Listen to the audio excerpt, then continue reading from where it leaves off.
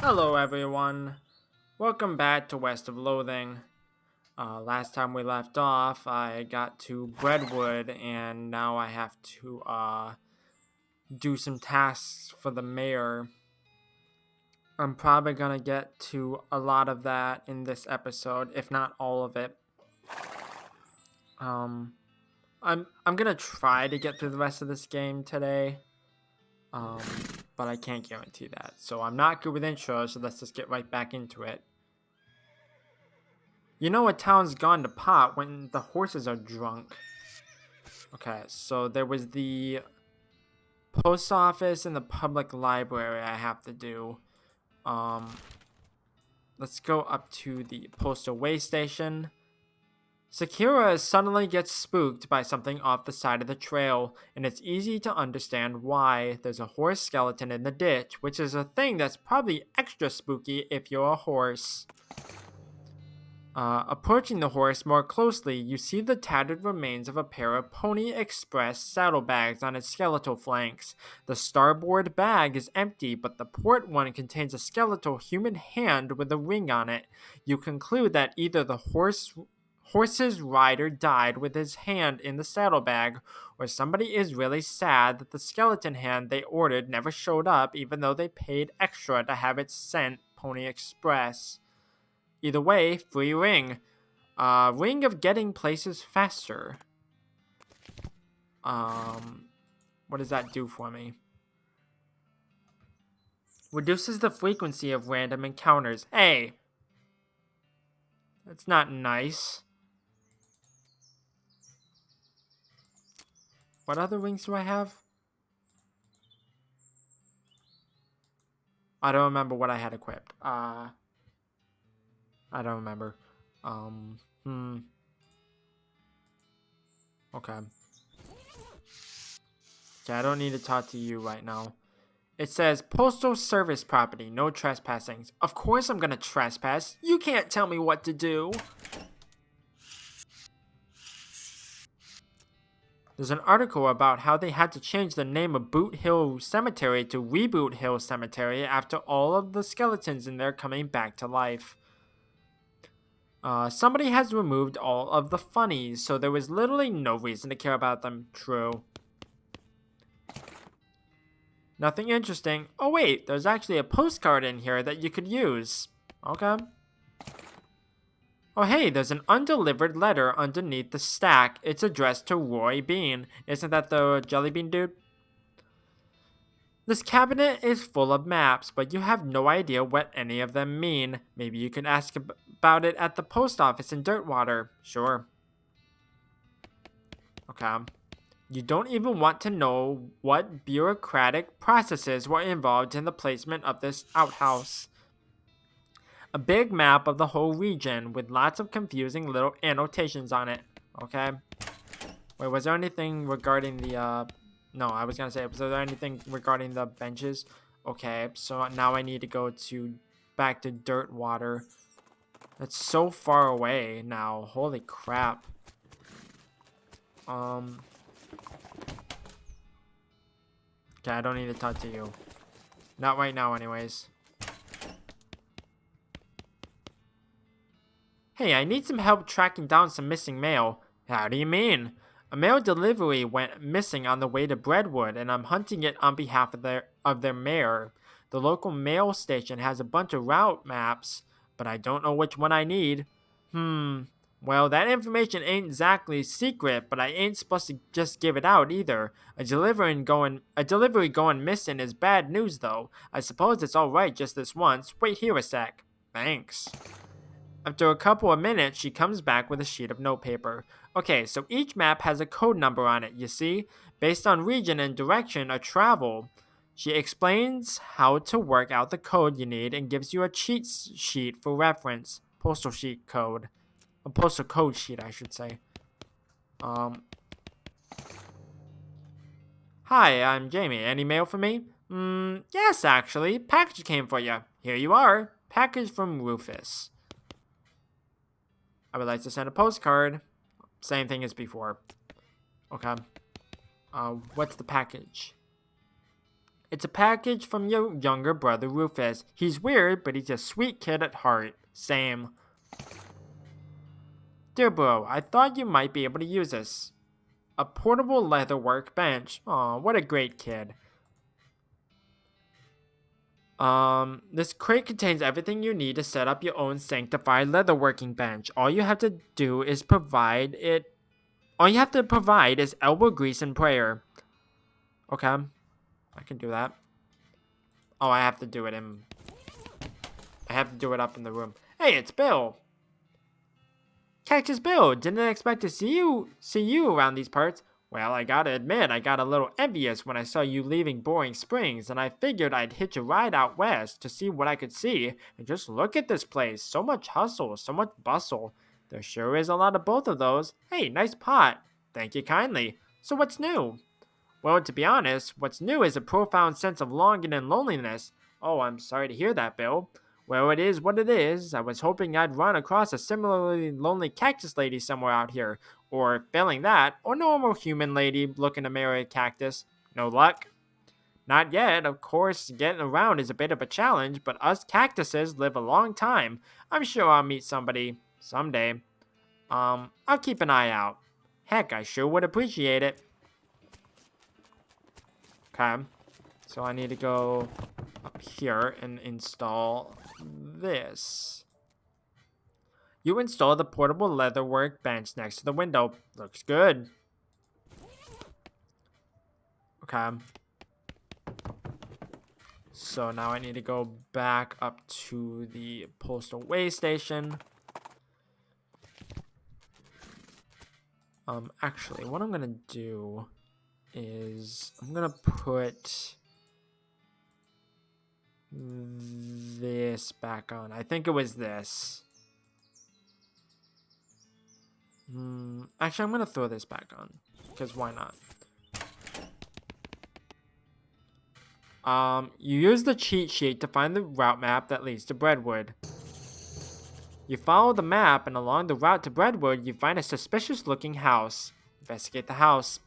Something about this house makes you suspicious. You can't quite put your finger on it. The place looks perfectly normal, after all.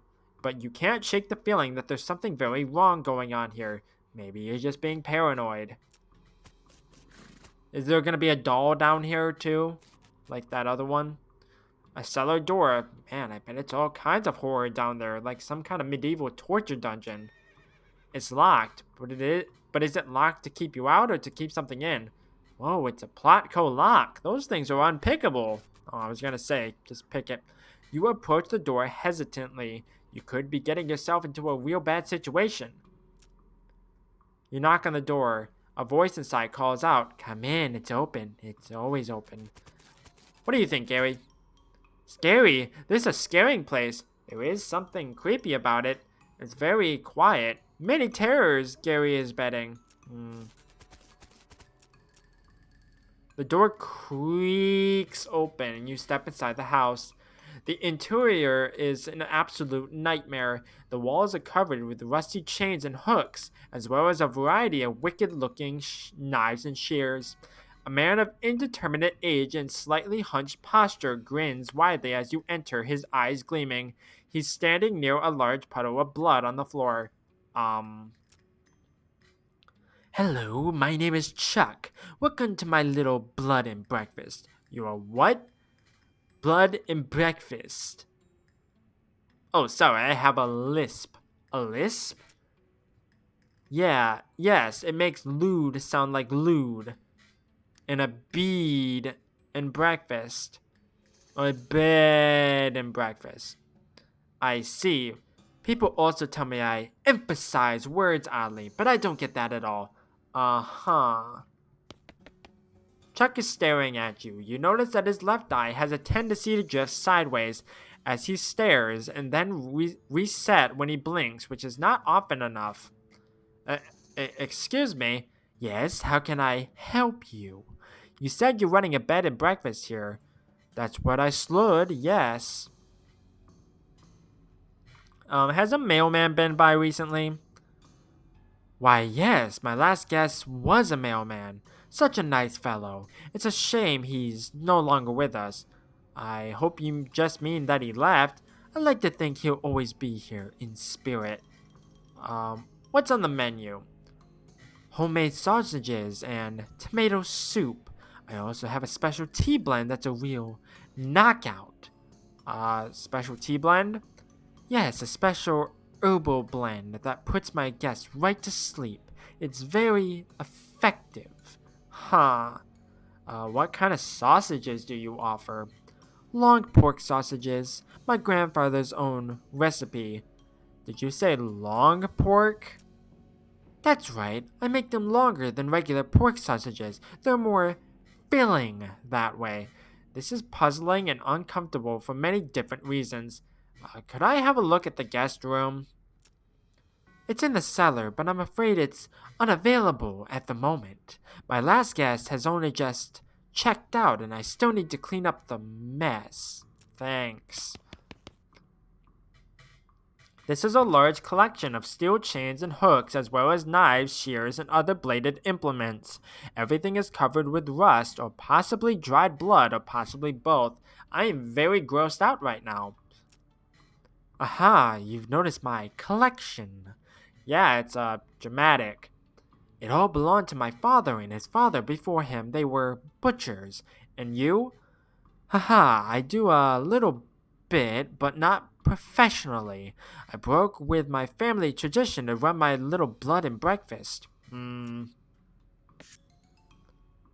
Sorry, that's private. That's my blood room. You're what? My blood room, my bedroom. Oh, right, gotcha. Never mind then. A little pantry shelf with various tins and jars on it. There's nothing very unusual, but you do notice 2 jars of tea leaves labeled Sleep Time and Earl Grape. Switch the labels. You surreptitiously swap the labels. Chuck doesn't seem to have noticed. There's a kettle on the stove and it's still hot. There is a lot of blood on the floor here. I can't help but notice you have a giant pool of blood on your floor. Blood? Oh, no. I can see why you might think that, as this is certainly red like blood, but this is tomato soup. Tomato soup? Yes, I spilled my lunch. Very clumsy of me. I was just getting started cleaning it up when you arrived. I see. Okay.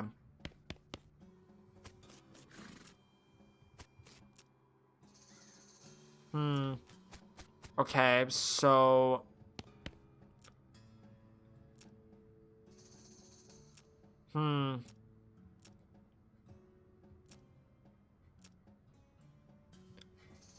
Oh. Huh. Oh, that reminds me, I left the kettle on. The water should be boiled by now. Would you care for a cup of tea? No thanks, I'm good.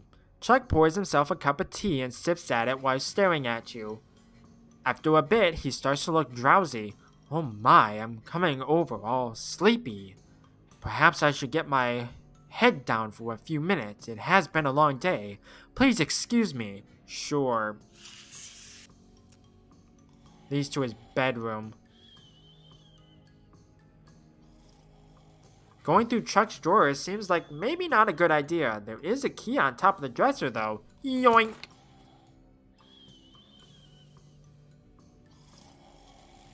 Chuck's sleeping pretty soundly, but you should be careful not to wake him anyway. Okay.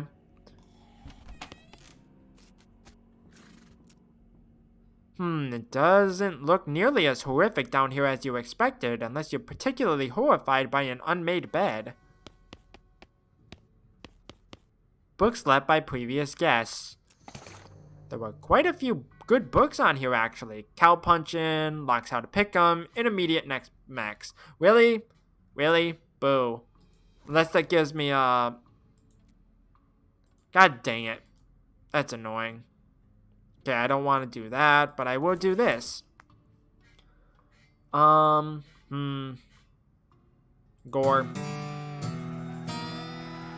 There's a chapter written by a guy who survived 17 different near-fatal gorings. He really learned a lot about getting gored. You read all of the book's inconvenient truths about goring. Unfortunately, you accidentally gore the book into bits while practicing what you've learned. Crap. There's a blank postcard on the nightstand. Okay. Hey, looks like the missing bag of mail.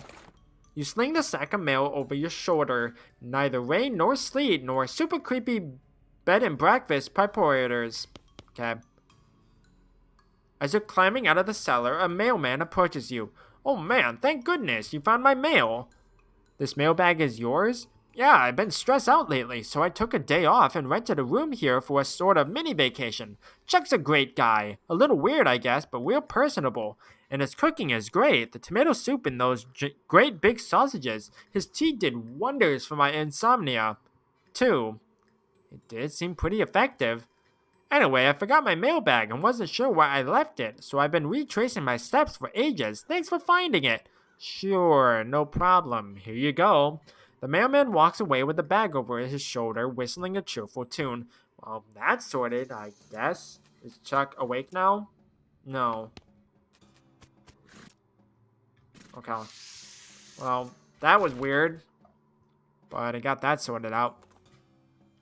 You happen across an unexpected crate. By unexpected, I'm referring to its location, not its condition, which is nailed shut. Okay. God, I pressed the wrong button. God dang it. Well, things seem to be fading out of existence. Huh, all the buildings in this little town are weirdly hazy and translucent, like, ghosts. It's a literal ghost town. Alright, fair enough. You might expect to be able to just walk straight through the door of a ghost building, but some kind of force is preventing that. I guess you could knock on the force? Your fist makes a distant, echoey plap sound on the barroom door, and a ghostly voice comes out of nowhere. Howdy there, Philip. New in town? Yeah, I was wondering if... Sorry, I can't do business with you until you have a visitor identification card. Ain't supposed to even talk to you, really. Okay, where do I get one? Try the town hall, down the end of the street. Thanks. Wait. Someone's mounted a pencil sharpener on one of the balcony posts for some reason. You haven't got any pencils to sharpen. Well, god dang it. You peer through the wall of the stable. Instead of ghost horses, you see a lot of ghost filing cabinets. Okay, same thing. Go away. Excuse me, but you aren't authorized. Shoo. Well, that's rude. The ghostly jailhouse seems to be stacked up with boxes of old papers. You don't see any ghost criminals, but usually there isn't anything longer than a life sentence anyways. Nobody's home. Excuse me, but never heard of you. Okay, jeez. We're closed. Closed, I said. No visitor ID, no sale. Okay, I didn't see what that said, but okay. This looks to be the ghost of the town hall. It looks like a regular town hall, except, you know, the whole ghost thing. Ah, a visitor. You'll be needing a visitor identification card. I guess so. I'll be happy to help fill in the forms. Mostly living people have trouble holding the pages. You'll be needing a number 3 pencil. Well, if you're filling in the form, can't you just use your own pencil? I will be, but the instructions say very clearly that the applicant must have a number 3 pencil. A number 3 pencil? Isn't a number 2 pencil the usual kind? I suppose, but a number 3 pencil is 50% more official. Well, okay. Where can I get one? Try the Department of Requisitions. It's just next door. You mean the general store? It's a little more specific these days, but yes. Okay. But I probably can't do that because I don't have a ID thing. This ghostly general store seems to be selling mostly office supplies. Ghost office supplies. Excuse me, I need a... Sorry, can't help you unless you have a visitor ID, but I need a pencil for it. No visitor ID, no supplies. Hello, the general store won't give me a pencil without a visitor ID. No, certainly not. They aren't authorized to deal with anyone who doesn't have an ID. So how am I supposed to get a number 3 pencil? I suppose I could issue you a temporary visitor permit. You don't need a pencil for that one. Okay, great. What's your last name? That, middle name? I think it's Sneaky. A little farm outside Boring Springs. Never heard of it. What's it like? Well, it's not much to look at, but it's home. That's nice. Alright, how many bars in the window of the Adjunct Department of Records? What? It's a quiz to make sure you've actually been paying attention to and care about our little town instead of just breezing through to show your dedication. Simon? You hear a sigh and the sound of paper being torn up. Nope, go count them and try again. Nuts. Wait, what was the question? I forget. Hold on.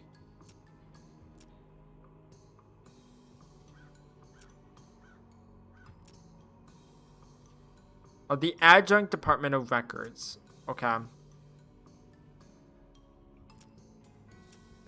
Adjunct Department of Records.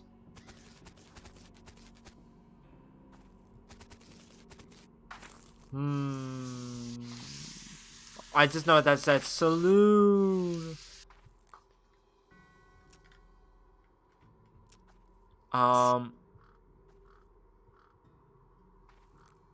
Okay. So I have to assume 10. Okay, let's do this again.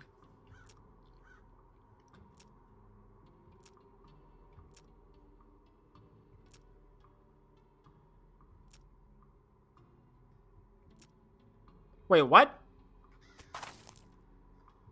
How many bars are in the window? Oh, it's 6. I'm dumb. Like, I can't read, so...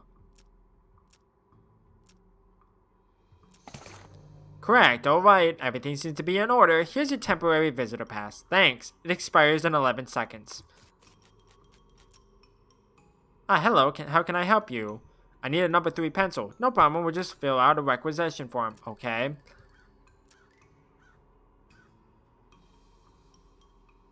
Oh, sorry. Looks like your visitor's permit has expired. Have a nice day. But... do I need to be really fast about it? God dang it. This is annoying.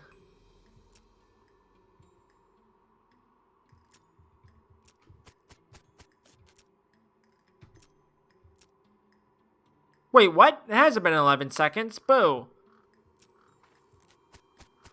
Okay.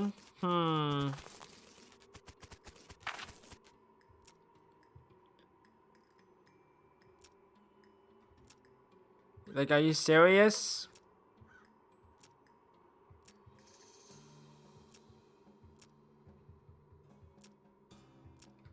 Okay, I don't think I can actually do anything with this right now, so I'll be back. What should I do, Gary? Ghost houses. Weird, right? I've never heard of a ghost anything except people. Gary was seeing a ghost cactus once.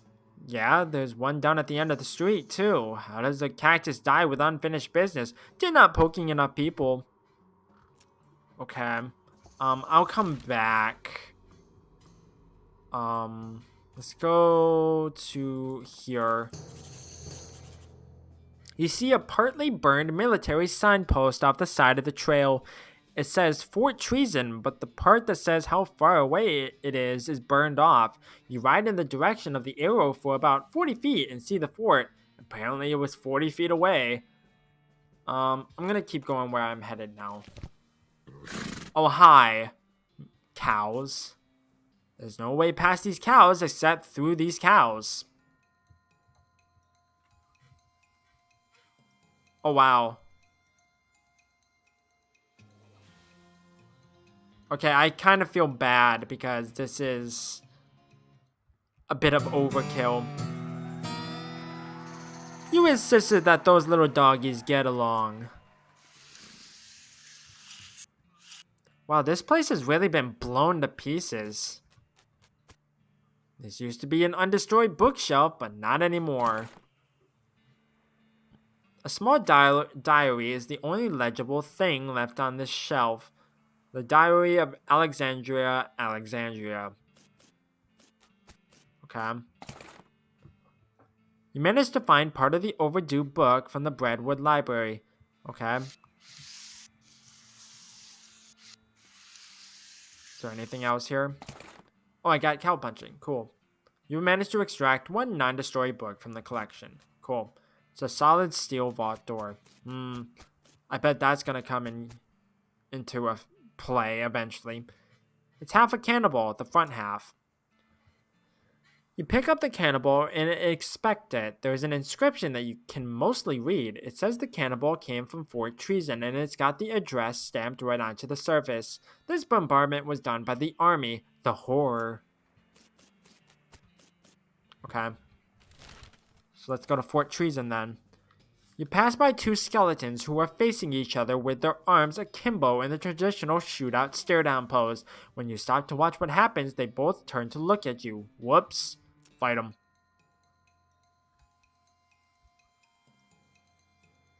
Well, Gary's just straight up dead. Cool, cool. There we go. Easy enough. You successfully destroyed both skeletons' gunslingers, so I guess their shootout was a tie? Okay. The Demi-Culverin cannon. You look at the cannon. It's a fine cannon, Demi-Culverin in size. You look through the rangefinder on the cannon, but you can't see any indication of anything you want to shoot at. You decide not to waste the ball. Oh, I think I understand. I think. Yeah, I don't have a pair of binoculars. Looks like they're left in the middle of dinner. Okay. Oh, that's what I'm supposed to do. I have to use the flare to get that stuff. Okay, so what did I get exactly? I got a key to the P.O. box. This is an immaculately cared for standard army issue diary labeled Private Lemon. It's private in two ways. Private Lemon's diary is pretty dry and not very interesting, just a list of the day-to-day duties of a straight-laced soldier up in the hills without anything to fight. Toward the end, though, it starts to mention their commanding officer, Captain Simon, becoming increasingly agitated and convinced that a nearby ranch was being used as a spy outpost. Lemon doesn't sound convinced, but as one annoyingly vague entry puts it, orders are orders. The last few entries have to do with dissent in the ranks and the possibility of mutiny, the thought of which Lemony abhors.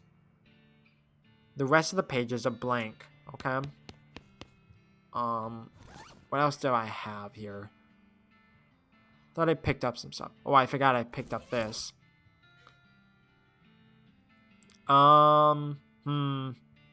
Menacing moo. You sit on a rock and moo repeatedly until you've mastered the techniques in the book. Finally, you unleash your earth-shattering moo that destroys the rock you're sitting on and the book. Moops? I mean, oops. Okay. This must have been where they stored all of the fire. Nice. Okay, so I want to go back here. And I want to place the flare down. I'm pretty sure that's what I'm supposed to do. Yep. There we go. Okay, so now I go back here. You spot a horse skeleton a few yards off the side of the trail. You tie Sakura to a tree just out of sight of it. No sense in scaring her, and investigate. Somehow its saddlebags are still intact. Maybe the big red plus signs embroidered on the sides of them added to the durability. You fish through the bags and ferret out some medicine. Oh hey, what's this? Oh, I got some boots.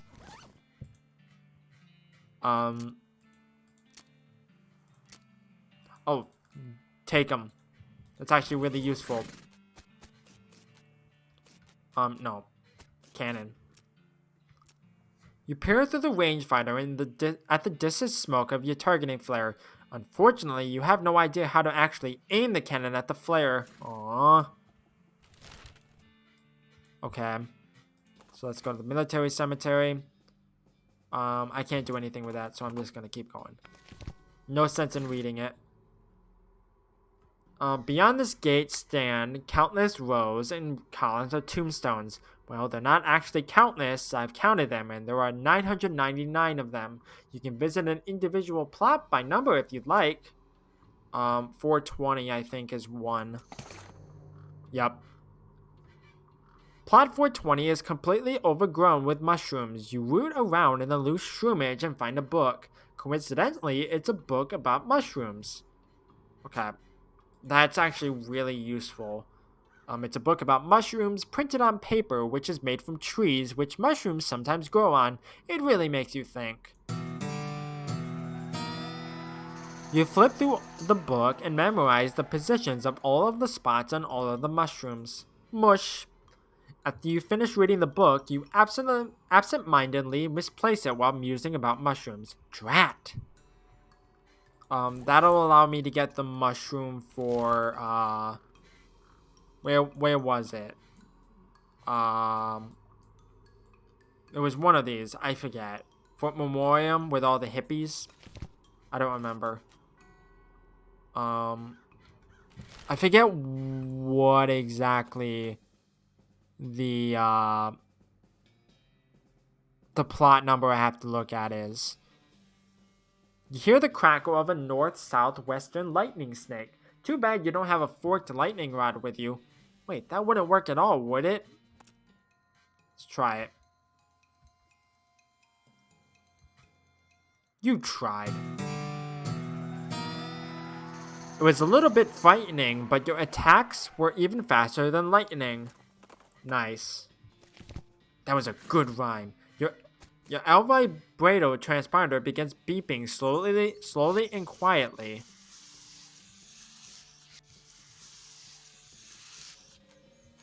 Wait. Starts beeping at a medium tempo and volume. This thing looks pretty tough and pretty attentive. Banish it.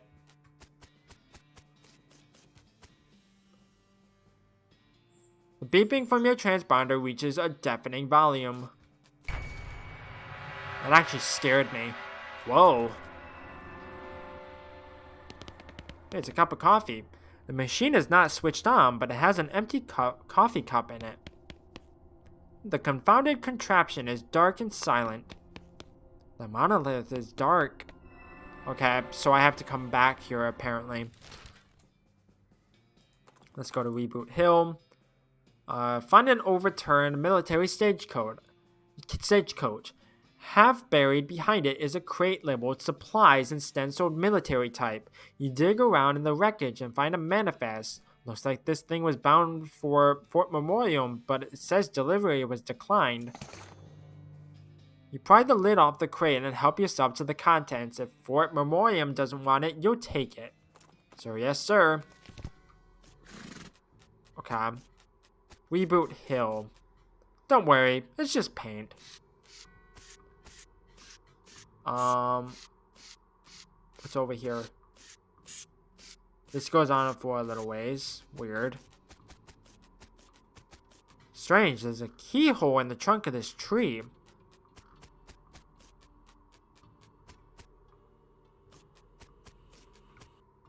You see the ghost of an elderly woman holding flowers. She seems lost and depressed, above and beyond what's expected for a ghost.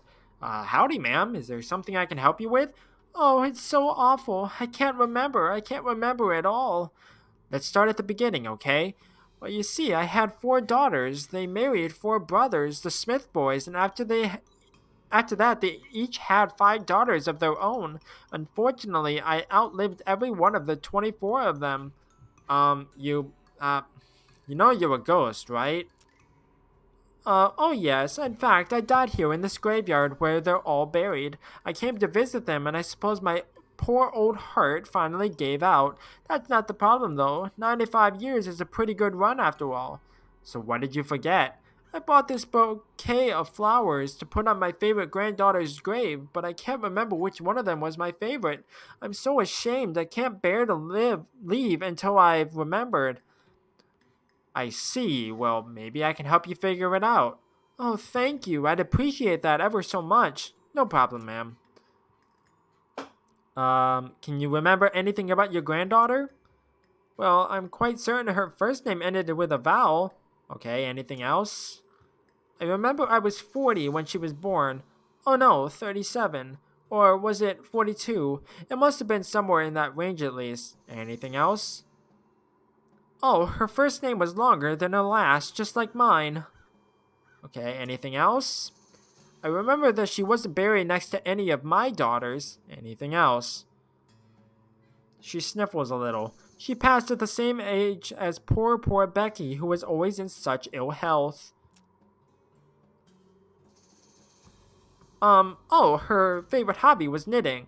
She starts to sob. She knit me a lovely sweater for Crimbo just the year before she died, and that's all I can remember. Knitting. Okay then, hang on, let me think a moment.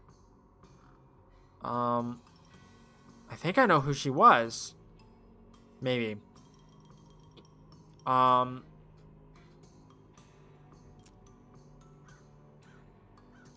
Granny's eyebrows raised hopefully.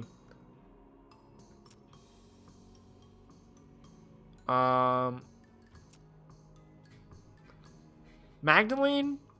Her face falls and she starts to cry. No, it wasn't her. Oh, I'll never remember. I'm sorry. I thank you for trying, but please leave me alone with my grief. Maybe try again later. Okay. Well, god dang it. Well, that's a lot of graves. You uncover a coffin that was apparently delivered by mail, but it still has the address printed on it. Either that, or this was a joke about somebody going to Hellstorm Ranch after they died. Okay.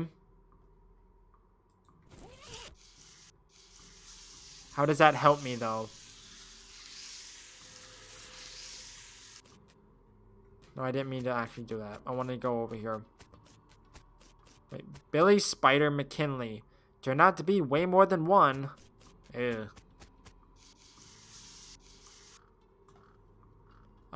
Big Bob Hurlingham.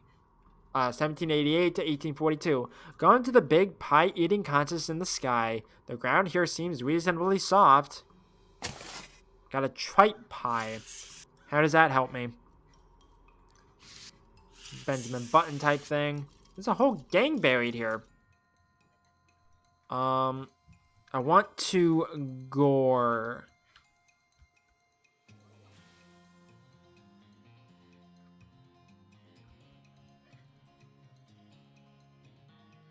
Uh-oh.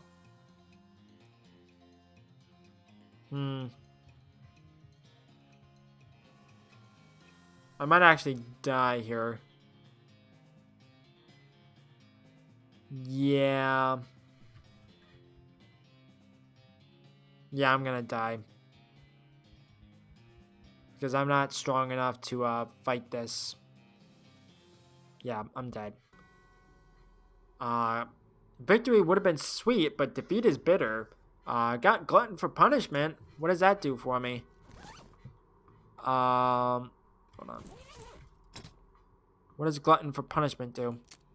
You gain experience from fights even when you lose. Okay, that's good, I guess. I'm gonna go... Actually, no. I was gonna say I'm gonna go, like, somewhere else. I was gonna go back to dirt water and maybe sleep, but not yet. I don't want to read all these, things. All these graves. It's the remains of a picnic. Okay, I got a gothic cameo? What is that? 20% spooky resistance. It's an ornately carved brooch with a jet black gem in the center, which, come to think of it, might be jet black because it is in fact a jet. Okay.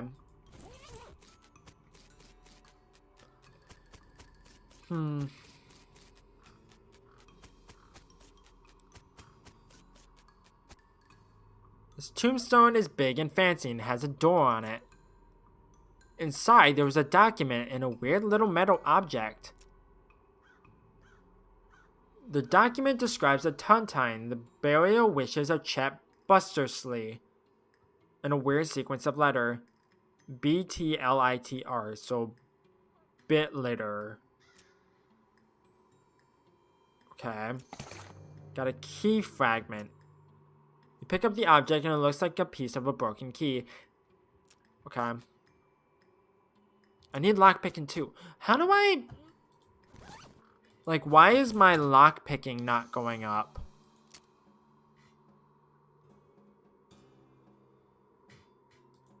You know what I'm gonna do? Here's what I'm gonna do. Automatically spend. The tombstone is big and fancy and has a safe embedded in it. You pull out your stethoscope, crack your knuckles, and perform a complicated grave robbery. Inside there was a document and a weird little metal object. The document describes a tontine, the burial wishes of Philip Ironglow, in a weird sequence of letters. Okay, I got another key fragment. I probably need one more for that tree outside. I need 400 XP. Okay.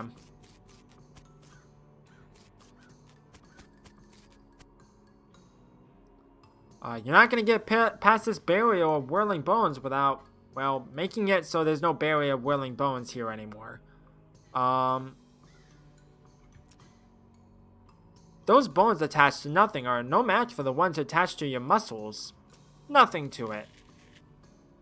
These cultists look like they're barely maintaining control of that skeleton. Wait a while and see what happens. You hide behind a tombstone and wait. After a few moments, the skeleton wrests itself from the cultist's control and goes on a rampage. Bones and teeth fly everywhere, and none of them belong to the skeleton if that gives you any indication of how the fight turns out. Seemingly satisfied with the carnage it has caused, the skeleton scratches something into the ground and then shuffles off to the south. Yikes. Grutch. This is what that skeleton wrote. Must be its name. Nothing in here but 3 bedrolls and a single stale smell. Okay, I need stench resistance for that. Hold on.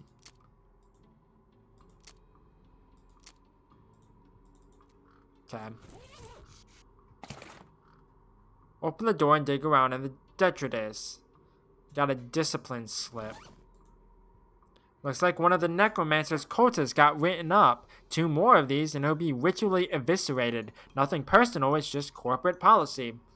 You read over the infraction listed on the slip. Looks like one of the cultists was gathering dangerous mushrooms. Curious. You stick the slip into your journal. I should check that out. Okay. You open your necromancer journal and examine the information you've collected so far. You found that note about ley lines, but you don't really know what they are. You'll need to find somebody to help you, somebody smart, or somebody who knows a lot about magic. You found a cryptic note about Hellcow energy. The necromancer's lair must be near that crazy portal you found at Hellstrom Ranch. Eureka! You found that discipline slip that mentioned dangerous mushrooms. It said that there's a patch of Mortis austratus near the lair. Death oysters, they only grown in a narrow band between the big canyon and the mountains. That narrows it down. Okay. Gonna put this back on. Which one did I have equipped? I don't remember. I don't remember what I had equipped. I don't remember what I had equipped. Peninsula Wackersley. Nice lady, but a really unfortunate name. Okay. There's a black book on a pedestal here. Okay, I'm not going to use that. I'm just going to sell it. You can use these and you can get a bunch of like damaging perks and whatnot. But I'm not going to be doing those. I don't have the keystone yet. The cart is overflowing with savory tailings. Got 90 meat. I'll take it. These lockers have been pretty picked over from the looks of them. Okay. Got a lodestone ring. What does that do? 20% to meat gains. Okay, I still can't do that. I'm gonna have to remember to come back for it. There's a pool of boiling soup. Okay. A knapsack. Got a cultist mask. Okay. So that's how I get into the cave. There's a diary under the crude pillow of this bedroll. Entry 1. This mine is the worst. It sucks so bad here. I have been in some lousy mines, but this one really takes the cake. Everything smells like soup. The walls are slick with it. I swear I can feel it getting into my pores. If I went to a doctor for a blood test, he'd probably tell me my blood is tomato basil bisque or whatever. We finally managed to get deep enough to hear the master, but it turned out the dang soup table is higher than we thought. We're spending 90% of our time bailing the stuff out and only 10% digging. I've got noodles in my boots. I hate this so much. Now the damn elevator's busted. It was always making a rattling noise, and the guys off shift couldn't sleep. That finally stopped, but it stopped because the elevator itself stopped, and we can't move it at all. Why did we even set up camp here? I had to spend the whole day scrounging around to find replacement 137, 59, and 23-pound compression springs for repairs. We'll install them tomorrow. Boss says we're giving up here and heading into a real deep mine they found up northwest. It's a shame we wasted all this work, but hot damn, it'll be good to get away from this soup. I will never eat soup again in my life. Got the springs installed proper like with the strongest behind the shortest bolt and so on, but there's no time to wrench everything down. Gotta pack, not like the elevator matters much anymore. I really hope I don't screw up again and forget my diary here when it's time to leave. I don't think I've ever managed to fill in more than 10 pages in the same diary. That's the last entry. You see 3 different sized bolts on the side of the elevator, which are all very loose. There's a sign that says 3,200 pounds pressure required, and some sort of gauge which currently reads 0, whatever that means. Looks like you're gonna need a wrench. Okay, I need to find a wrench apparently. Whoever was camping here left in a hurry. Okay, so I'm going to go back down here. Hey, it's Wandering Sally. I haven't talked to you in a while. Okay, I don't need that. Okay, I'm gonna sell you, and you. Okay. I don't think I need anything else right now.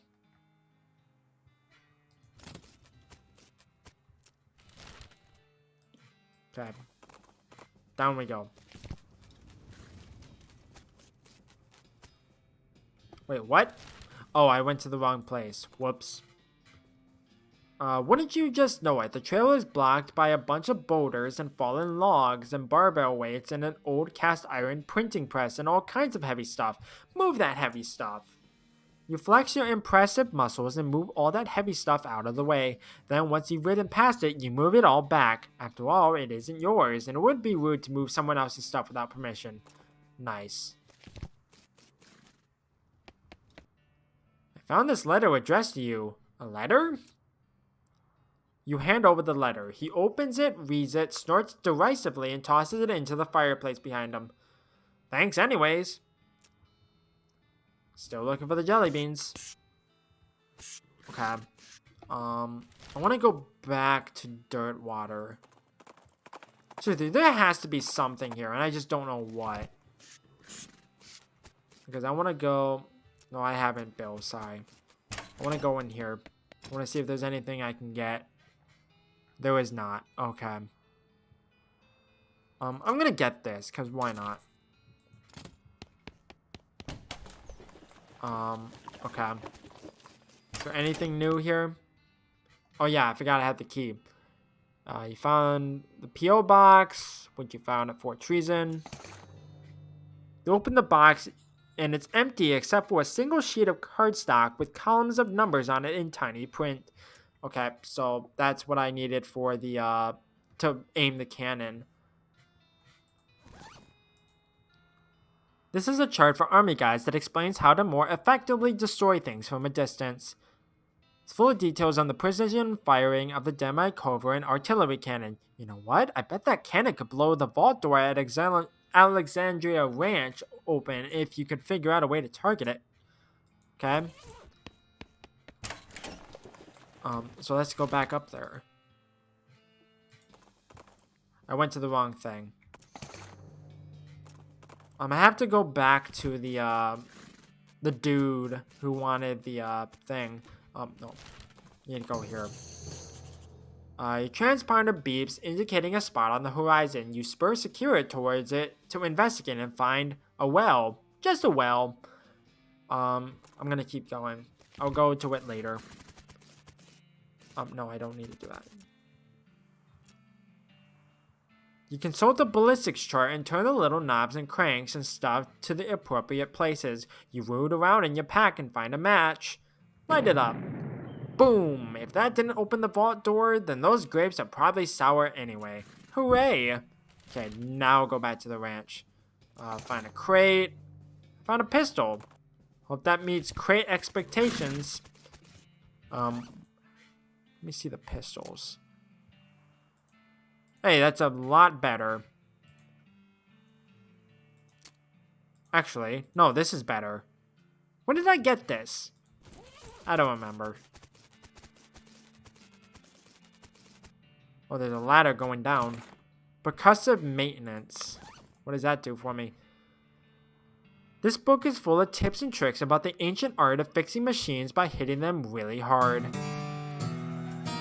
When you're done reading it, you notice that the book's spine is cracked. You try to fix it by hitting it really hard, but you end up just smashing the book to powder. Oops. Okay. Got another cow-punching book. How to cheat at poker. Cheating is part of the game of poker, but getting caught doing it is still disadvantageous. This book purports to turn your cheating into sneaky cheating. You quickly memorize the entire book. So as to conceal the evidence of your dirty dealings, you eat the book. Let's hit the tables. Okay. It's the last one, right? Haymaker. You read the advanced punching techniques and practice for a while by punching a cactus. Unfortunately, by the time you're done practicing, you splatter the book with cactus juice, ruining it. Aww. Okay, so... Still have 188. I need to get to 400. Okay. So, where was the thing? It was over here, right? Another El Vibrato thing. Easy enough. You knocked that thing's block off. Presumably, it was an important block because it stopped moving after that.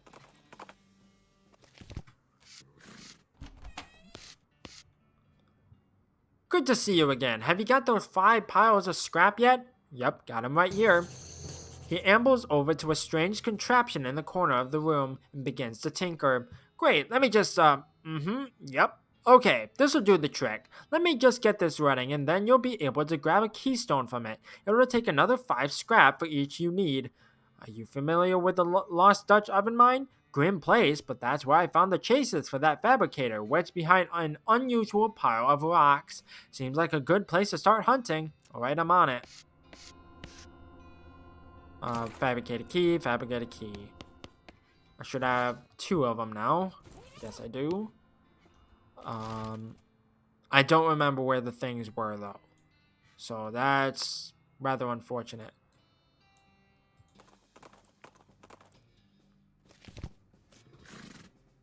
Okay. Sluice isn't that. I need stench resistance because of course I do. Barely tolerable. These lockers are all unlabeled and unlocked. Okay, I got miner's pants and gas mask. What are my pants like? Okay, that's not worth it.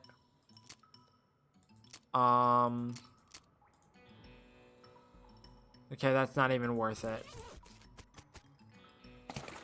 Okay, got some more food. Cool, cool. Another spittoon that I'm not gonna bother with. This one's already been picked over. This cart is empty. This elevator has a lot of stuff wrong with it. You hit the elevator in all the right places. There we go. I was not controlling it. He just went down by itself. You emerge from the elevator into a deeper shaft. By the light of your lantern, you see exposed meat veins on nearly every surface. It's unusual that there would be this much readily available meat left in a working mine. What were they digging for if not this? Curious. What, can I not pick it? Oh, hi, buddy. This guy is totally out of it. He's gibbering and drooling and doesn't seem to even see you. Hey, buddy, are you okay? Uh-huh. You wave your hand in front of his face, but he doesn't react at all. Shovel dulled to uselessness. Was one of the miners digging with his helmet? Looks like a miner died trying to dig deeper with his hands. An ominous ladder leading down into a deep dark pit. This guy seems to have gnawed off his own hands before he died. I need a pickaxe? I thought I had a pickaxe. Apparently not. I'll come back for that. This guy worked his fingers to the bone digging and then worked his bones to the marrow. The hair on the back of your neck stands up. Ugh. This pile was pretty obviously made on purpose. Closer inspection reveals that the stones are mortared together. What could be hidden here? Do that. Sure moved them. Yes, I did. There's a trapezoidal piece missing from this weird crossbar thing. There we go. You insert the keystone in the crossbar. Snick. Where's this gonna take me?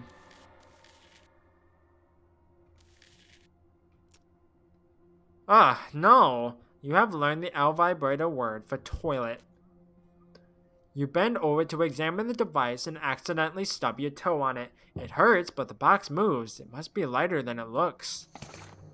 You grab the device. The professor will want to see this. Yup. It's dark. There's a strange cloth loop inside. At least it feels more or less like cloth. The machine is dark. There's a circular hole in the bottom. Okay, I'm not going to mess around with that right now. Unless... Wait. Oh, okay. That's how I get more scraps, right? Probably. Yes, that's how I get more scraps. Oh, I didn't expect 5 of them, but okay.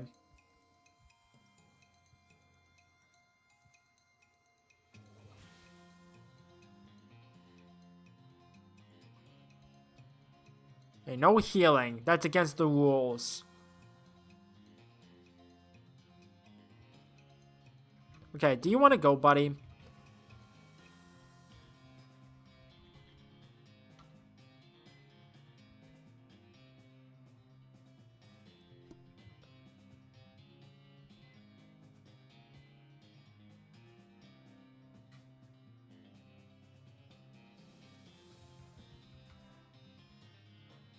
Well, cool. I didn't want to do that, but okay. There we go.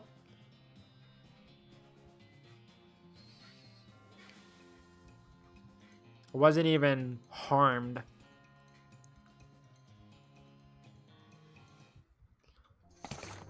Okay, I got more scraps. I will come back to this at a later point in time. I want to go back down here. Because I want to talk to him. Good to see you again. Have you had a chance to take a keystone to the lost Dutch oven mine and look for the unusual pile of rocks? Yes, I have. Oh, did you find anything interesting? Something... No, I'm going to show him the device first. I found a thing. Great, let's see. Aha, marvelous find. This device makes batteries, or will once I fixed it. Batteries? Yup, the L Vibratoins power their portable equipment with little electric marbles, like the one I put in your transponder. I'm sure I don't have to tell you. A regular source of those will be incredibly useful. Awesome. Do you know anything about ley lines? I don't hold much with that mystical mumbo-jumbo. It's very unscientific, but it does come up in my research from time to time, so I can give you a basic overview. He draws some curved intersecting lines on a piece of paper and explains how they relate to local geography and so-called mystical forces. Most of it goes over your head, but you think you got the basics. Thanks. Okay. Okay, I'm gonna go back up here. Well, here's the thing out of nightmares. Maybe not your nightmares specifically, but definitely someone's. A human skeleton scuttling towards you, crackling with blue electricity and making a loud hissing noise that sounds like a cross between a nest of angry rattlesnakes and a broken radio. Let's fight him, because why not? You can't touch me. Takes a while, but before you're sure, but because most of the skeleton's bones keeps twitching afterwards. Okay. I want to go in here. We're not here. Is it in here? Oh, here. Oh, okay. I'm gonna sell you. I'm gonna sell... What do I want to sell? I don't need to get this ever again. Here's a monkey wrench. I'm gonna sell you.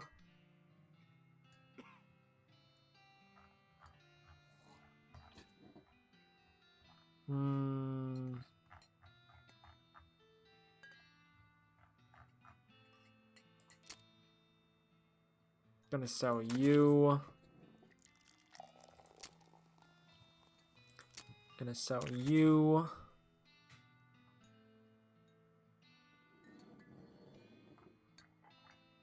You know what? What I'm gonna do... Actually, no, I do need that, if I remember correctly. If I remember correctly, I do need that.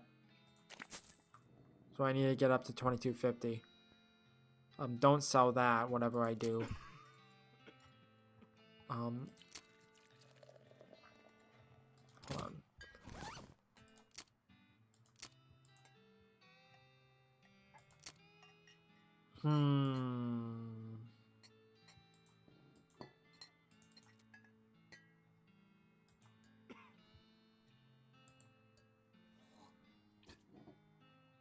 Yeah.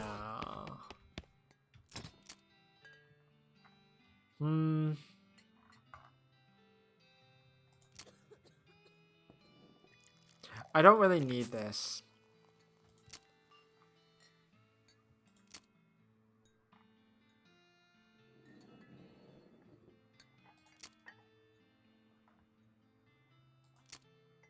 Okay, sell you, and then get this. You read the book and learn all sorts of tricks with squeezing extra stuff out of cactuses and whatnot. Unfortunately, while practicing your techniques, you accidentally squeeze the book into book juice, which turns out isn't a real thing. Aww. Okay. No. So I want to go back in here. Were you able to find that missing library book? Well, half of it. Well, that's a real bagel biter. I want bagel bites. That sounds really good. Oh well, everyone mostly skipped the words and just looked at the pictures anyway. Mostly just the bottom half of the pictures, so that's alright. Well, at least the captions are still here, I guess. Any sign of that missing mail? Yup. Found the missing mailman, too. He's on his way to deliver it. Excellent. I hope there's a new issue of Mayor's Monthly. Sounds informative. Okay. Do you have anything else? Hmm.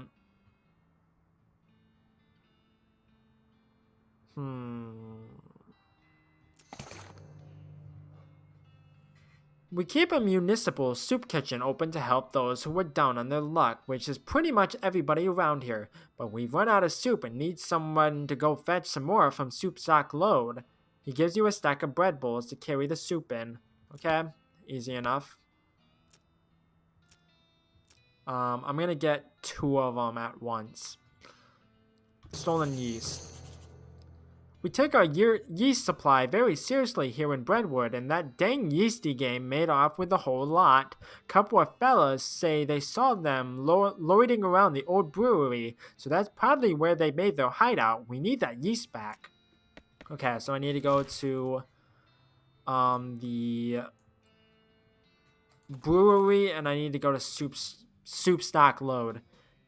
You encounter a goblin chef out harvesting produce, by which I mean knocking lumps off a cactus. It gives you some real side-eye when it sees you. Hey, you, a human, to keeping away from these lumps that are mine. Or maybe I am to cooking you instead. What? What? You goblins don't people to eating, do you? Haha, no, gross. I did saying that to scare you away. Did you scared? Geez, a little, yeah. Let's talk to it. So, what's cooking? Lumps. Okay, then. I'm not gonna intimidate it. There's no point. Blossom Gin. Oh. This yeast beast seems to have killed this guy pretty thoroughly. This dead guy's hat got knocked off and covered with yeast. Okay, but ew.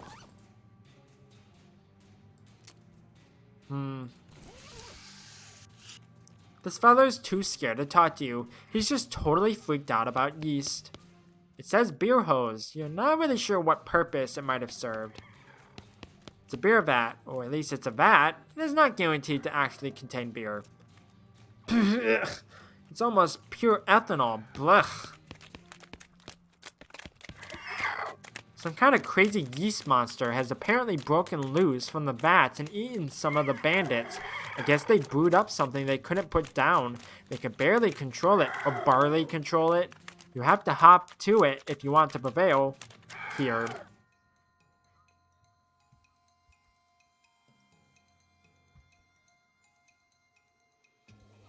Oh, this is going to be rather simple. At least Gary didn't die in the process. You beat the yeast beast to a pulp. I got 200 experience, so that means I can do this. Now I need 1,000 XP for that.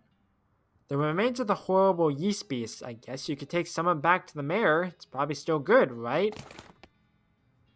So this whole yeast theft biz doesn't seem to have gone well for you guys. Yeah, no, geez, are you a bounty hunter? Relax, the mayor just wants his yeast back. He didn't say anything about hauling you in. Whew. Okay, well, the yeast is in that revolting pile. So what happened here? Well, we got bored of bread is all. I know a bit about brewing, and we figured if we came back with a couple kegs, nobody would mind so much that we stole the yeast. No offense, but it seems like you aren't much of a brewer. Hey, well, ideally, you wouldn't end up with a ravenous yeast monster. That wasn't my... Okay, well, I guess it was my fault. But I understand what happened. These vats are old, and we didn't clean them properly first because we were in a hurry. I think there were some frogs living in one of them, and you figured you can use the extra hops. If sure you got it figured out, you could set up shop in Dirtwater. Oh? Yeah, it's turning into quite a little metropolis. I'd love to have my own place. Okay, I'll go check it out. 3 cans of beer on the wall. 3 cans of beer. Take them all down and put them in your bag instead of singing the rest of the song about beer. Got blue ribbon beer. Okay, there's nothing in these other vats. Okay. Now he's too grumpy to talk to you. He's just angrily muttering about yeast. Arrest him. You're under arrest. For what? Stealing about 2 handfuls of yeast? Yes. And that sentence for that is, what, about 3 days in jail? And Brentwood does not actually have a jail. Alright, I'll let you off with a warning this time. Okay. So I have that. Let's go down to, where is it? Soup stock load. There isn't a whole lot to occupy yourself during these long rides. If you've seen one cloud that looks kind of like a duck, you've seen them all. It would be a good opportunity to exercise your upper body, but you don't have any dumbbells. Try to straighten a spare horseshoe. You spend some time grunting and puffing, trying to unbend a horseshoe with your bare hands. It doesn't work, but it's quite a workout. Wait, did I just... I think... Oh, I was going to say, I think I just sold that. I would have been like, God dang it. Okay, I don't need the stench resistance right now. Okay, let's go get some soup. Oh, now I have the thing. Monkey wrench. Did I... No, I didn't, because... I had the, I bought the, book about foraging. Wait. I need to read the thing again. Where was it?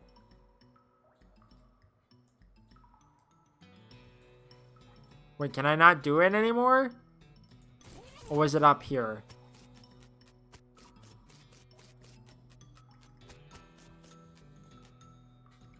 I'm confused. What?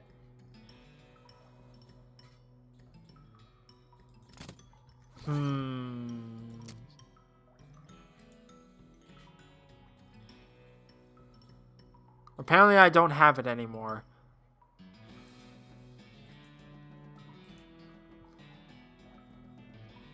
Okay. I guess I don't have it anymore. Guess I'm not going down there then. Oh wait, I have to, don't I? Wait, it was working before. Why do I have to do it now? Wait, there's a diary under here. Oh. 137, 59, 23. 137, 59, 23. Well, I don't actually need that. I can just do that. Makes my life a lot easier.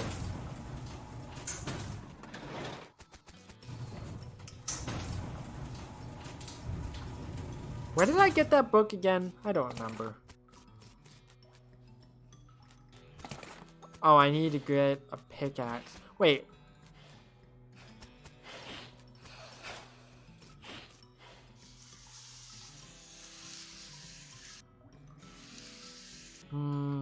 Okay, I'm gonna go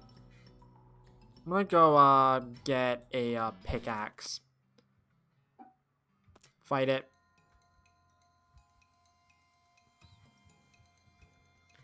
There we go. But I don't care at this point. I just want to get a move on. Where do I get a pickaxe?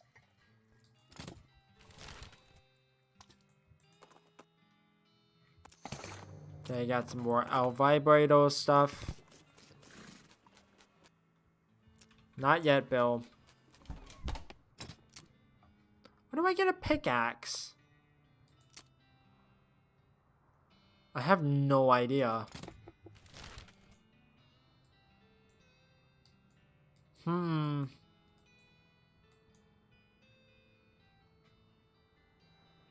Okay, let's go back up to Breadwood.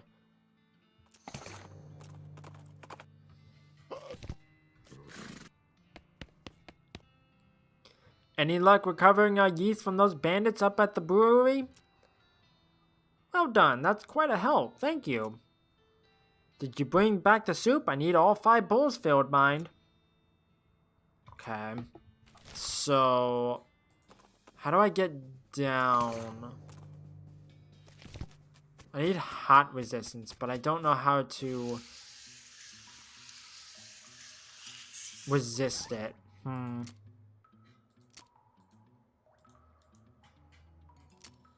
No. Because I have spooky resistance, I have stench resistance, but I don't have hot resistance.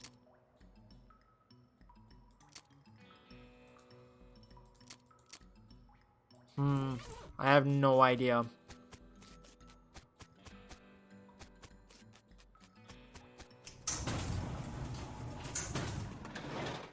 Wait, did I?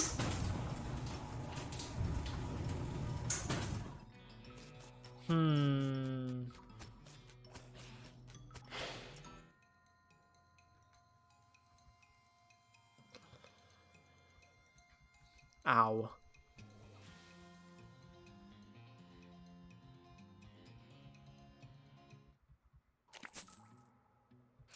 Okay, I got stew snake or whatever, but I need hot resistance. I don't know how to get hot resistance. Give me 1 second.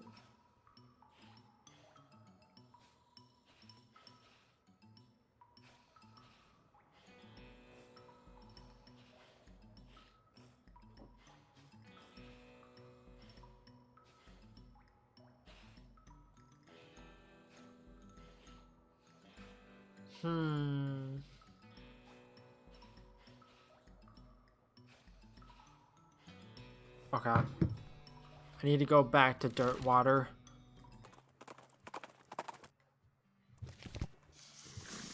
I need to go over to the hot dog. What's new, Doug? The brewer that moved in next door loves my products and I love his, so we collaborated on a new kind of hot dog. I need a beer battered hot dog. God, I don't have enough.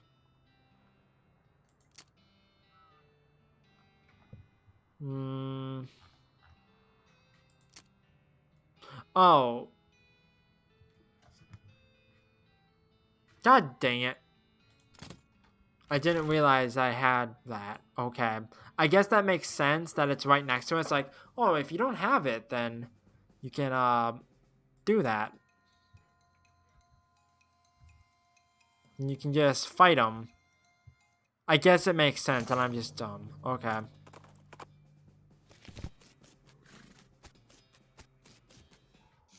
So let's eat the stewed snake. You eat the stew, it gets down into your guts where it continues to simmer.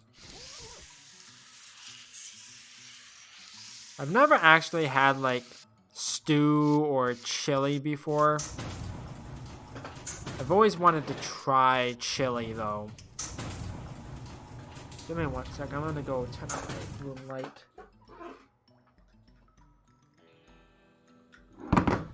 Ow. Okay. Sorry. So now I have hot resistance. I should be able to get over here. There's a lot of heat, but you can take it. Okay. So now I have this. I can go back up to breadwood. I don't have foraging 2. Need all 5 bowls filled, mine. Got them right here. You're a real lifesaver. I was about ready to gnaw my own beard off. That'd be a shame. Okay, so I have 3 left. Logging permit. We're running out of trees around here and need to expand on our operation a bit. Problem is, we need a logging permit from the next town, and the whole place up and died before the paperwork was settled. The town died? Okay, I'll check it out, I guess.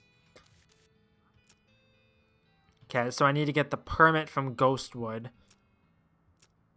There's a military cemetery not far from here, and I figure something must have happened to the caretaker because military skeletons keep wandering out this way and causing a ruckus. Okay, so I need to go to the cemetery. I need to go to Ghostwood. And what's the last one? Missing bread. The baker boys cleaned our bank right out, and that's not a bit fabulous if you ask me. Fortunately, they haven't been too secretive about the location of their hideout. Can you get our bread back? I mean, the place is called Breadwood. We have to have some bread. Okay, let's go to here first. Fight it. Gary's just straight up dead. Cool, cool. I want to do this.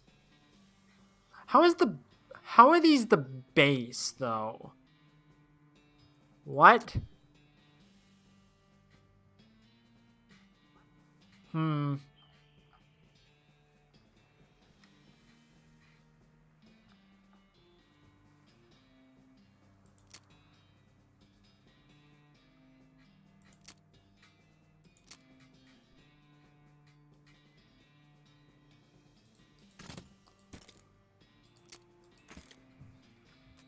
Okay. Nothing but inedible garbage. The big baker's oven is long cold. Nope, this garbage is also inedible. I like how these guys just got up. These teenagers seem dispirited and are trying to drown their sorrows with big mugs of water.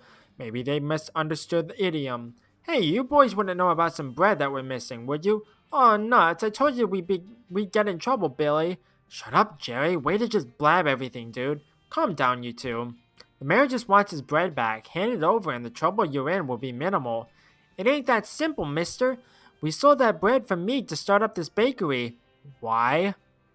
Because we wanted to make something of our lives. Everyone in Breadwood is just bums. Plus, like, everyone needs bread, right? So we'd figure we'd make it big. Okay, well, no problem. We take the mayor the bread you made and call it even. Oh yeah, no problem. Except for the fact that we don't know a dang thing about making bread, it turns out. All we ended up with is weird lumps. Oh, that ain't true, Billy. The last loaf we tried was almost right. Yeah, sure, that one was nearly edible, but we're practically out of ingredients. Maybe I can help. I might know someone. Do you two know Louise Lathrop? No, who's that? She might just be the solution to your problems. Let me head on over to where she lives and talk to her for you.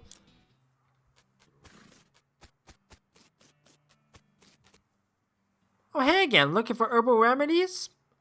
No. Did you find one of those old army hats, man? I'll trade you. Bummer. Do you know someone that's hiring a baker? Heck, even unpaid would be better than this if it comes with room and board. I just want to get out of here. I do happen to know of a bakery that needs some help. Really? That's wonderful. Oh geez, I can't go like this though. I'm filthy. Nobody would ever let me step foot into their kitchen looking like this. Do you have a bar of soap I can mooch off of you? Sure. Oh, thank you. Thank you so much. You give her a bar of soap and directions to the bakery boy's bakery, and she sets off to find somewhere to take a bath before her job interview. Sure feels nice to help out.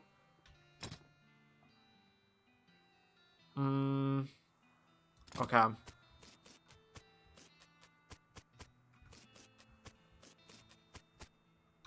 Okay. So I need to go back down to here. Wow, geez, I hope you're a veterinarian because this python you've encountered is sick. Take it to the gun show.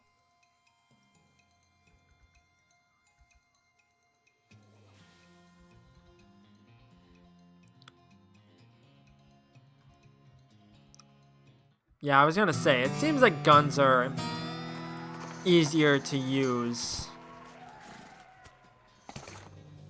You see Louise busily baking bread. Billy Baker hops to his feet as you enter. Hey, thanks for sending Louise over. She knows a ton about baking. Yeah, we're gonna be major league bakers with her around. No problem, fellas. Let me grab enough bread to settle things with the mayor and we'll call it square. Got 40 loaves of bread. All's well that ends well. Okay. What am I doing? Actually, no. I'm gonna go up to, where was it? Ghostwood. So, I need to get a thing, but I can't do it without... Wait, there's a cactus here? What? This is a regular cactus. Well, the ghost of a regular cactus... Well, the ghost of a regular cactus with the ghost of a pencil stabbed into it. You managed to snag the pencil with the corner of your temporary visitor permit and yank it out of the cactus. Knight. Oh, wait, this is a number 4 pencil. Okay, so I have to go over to the pencil sharpener and make it to number 3. Okay, put it in the sharpener and grind off about a quarter of it. Okay, there we go.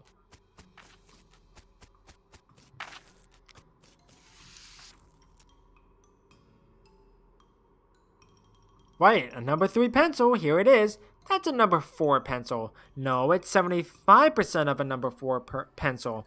I see. I don't see anything about this in the bylaws. Very well, I suppose it will do. Let's get you started on that visitor identification permit. Thank God.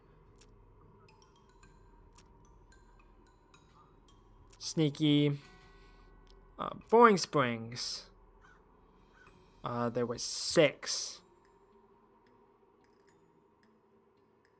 Nope, I'm afraid you'll have to be a little more observant than that. You hear paper tearing, but it was 6 last time. I didn't ask the same question as last time. Wait, how many bars are in the windows of the Adjunct Department of Records? Oh, it's 10 this time. Last time it was window. Now it's windows.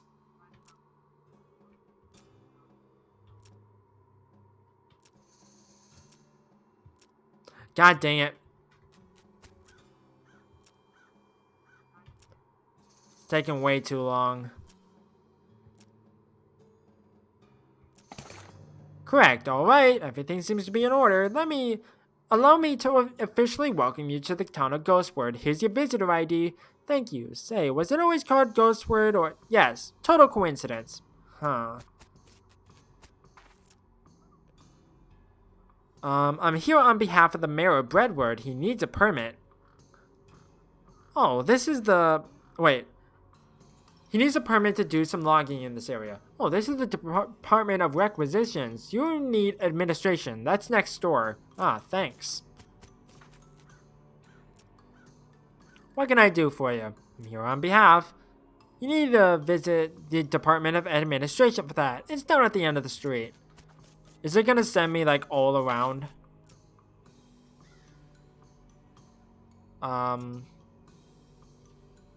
Okay, so it's the town hall. Really? Is it like, oh, you didn't need to go all the way through there? I see. Well, that shouldn't be a problem. I just need to review the logging records to make sure there are no disqualifying incidents. Go to the Department of Records. It's 2 doors down, and tell them I need the Breadwood file pertaining to logging.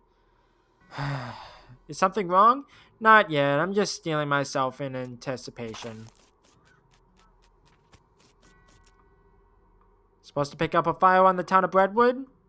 Oh, you just want the Department of Records. It's next door. This is the Adjunct Department of Records. Wow. Oh, I guess that makes sense.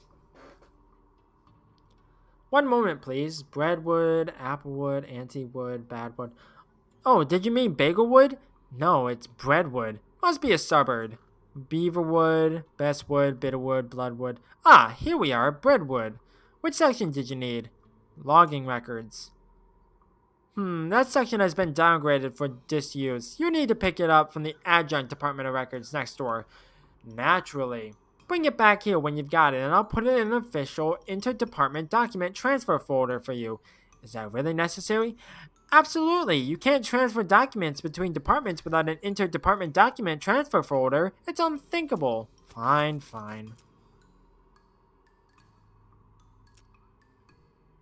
Send me over to pick up a file. Great, which file? Logging reports for the town of Breadwood. Alright, 1 second. Here we are. But what's wrong?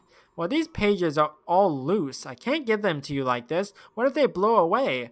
I'm just taking them next folder. It'll be fine. No, what if there was a freak gust of wind as soon as you leave here? It would be chaos. What do you propose? Well, fortunately, I happen to be the one person in town officially authorized to use a stapler. So you'll staple them together for me? I'd be glad to, but I don't have a stapler. Of course you don't. Don't worry, all you have to do is go to the Department of Requisitions next door and requisition one. So I bring you a stapler and you give me the file? Yep, fine. I need to requisition a stapler. Alright, first we need to fill out a requisition form. I figured. Last name. Let me just check your visitor identification. Jamie Sneaky McQueen. Yep, that checks out. Cake or pie? Excuse me? Your dessert preference. Cake or pie? Cake. Well, despite that, everything seems to be in order. I'll get this filed. Here's your stapler. Wow. Got your stapler. Great. There's nothing better than a new stapler smell. Can I have that logging report now? You bet. Ka-chunk. Here you go. Freshly stapled and wind resistant. Here's your papers. Alright, let me check. Let me just put those in an official interdepartment document transfer folder for you. There you are. This is just annoying to me. Got the file. The Brentwood logging records? Fine, let's have a look. Oh, for the love of... What's wrong? That idiot stapled the pages together right in the middle. This is why we took his damn stapler away in the first place. The file is unreadable. You're gonna have to take it back to him and tell him to unstaple it. Jesus Christ. Administration wants you to unstaple these papers. Oh, sorry, I'm only authorized for stapling, not unstapling. Try next door at the Department of Records. I think they have an unstapler there. Really? I'm a fully authorized unstapler, so that's no problem. Spoke too soon, did you? Well, it's just that I don't see the staple remover anywhere. Oh, that's right. The Department of Libations borrowed it to open beer bottles. Do you have the remover? Sure do. That thing pops the tops of beer bottles like you wouldn't believe. So long as it removes staples, I'll be happy. I imagine it does, but I'm afraid I'm not authorized for unstapling. You have to take it back over to records. Here you are. Let me just have a look at those papers of yours. Tis tis. Adjunct records up to his old tricks again, I see. They don't even need to be stapled. That's what the interdepartment document transfer folder is for, after all. Ka-chunk. Alright, there you go. Oh, I don't need that anymore? Okay. Alright, I'm back with an unstapled breadwood logging file. Alright, let's have a look. Okay, I can't see any problems with this. I'm frankly amazed. Let's get started on that paperwork for that logging permit. I am no longer amazed. Ah, balls. I didn't mean to do that.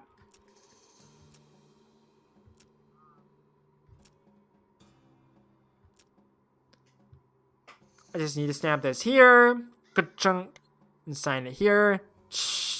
And here you are. And also here. An initial here. And here. And sign here. Good. Now just take this back to the mayor of Brentwood and have him sign on this line here. Initial over here. Are you kidding me? I don't know how to do that. I feel the pain of my character.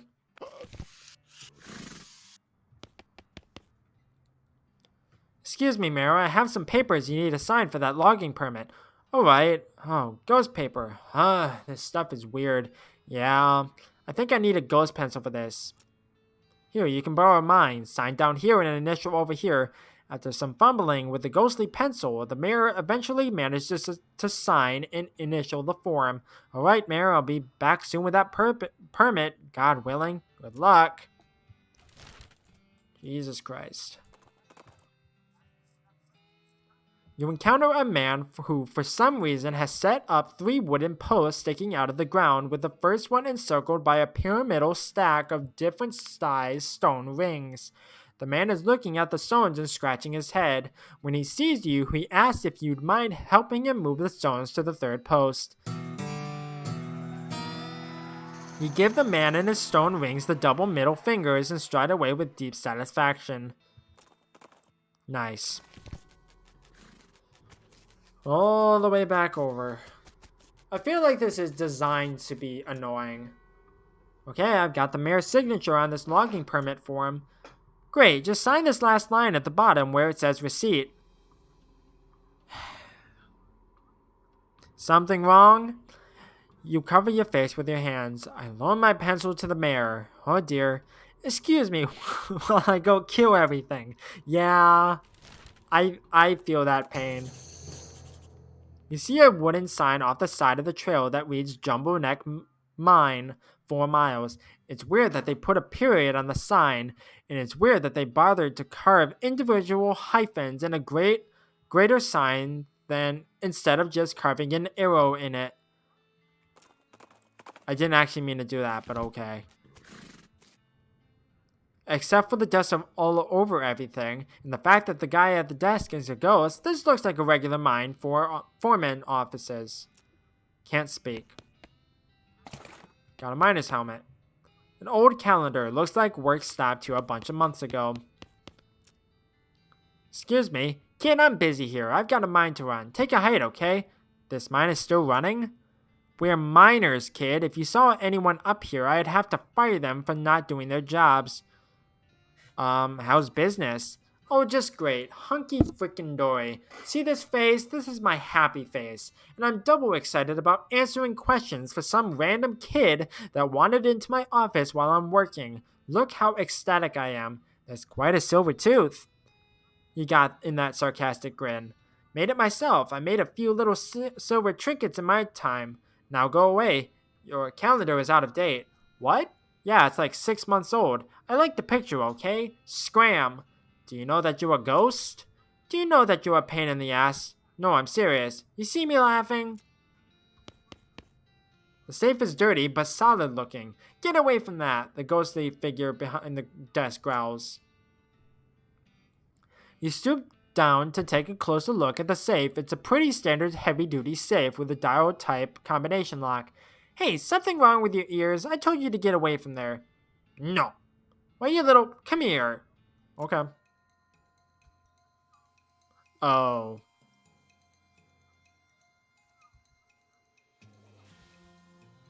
There we go. Don't you dare kill Gary. You successfully killed a ghost. Killed is probably not the right word to use here. Poor ghost dude. You press your ear up against the safe's door and slowly turn the dial. Eventually, you manage to pop it open. Score! You're the one who emptied it, remember?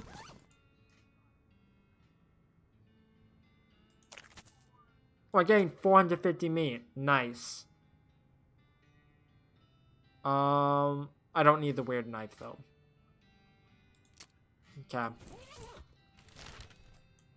So I need to go... Where was I going? Oh, I was going back to Breadwood. You know what? I'm just gonna bolt away. I don't care.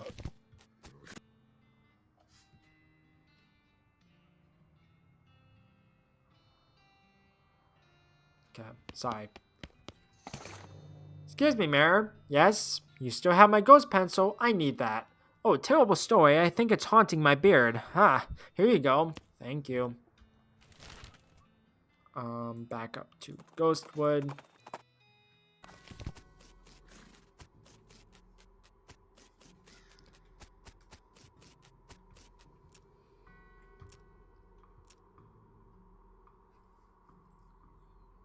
Alright, that's everything taken care of. Breadwood's logging permit is hereby approved.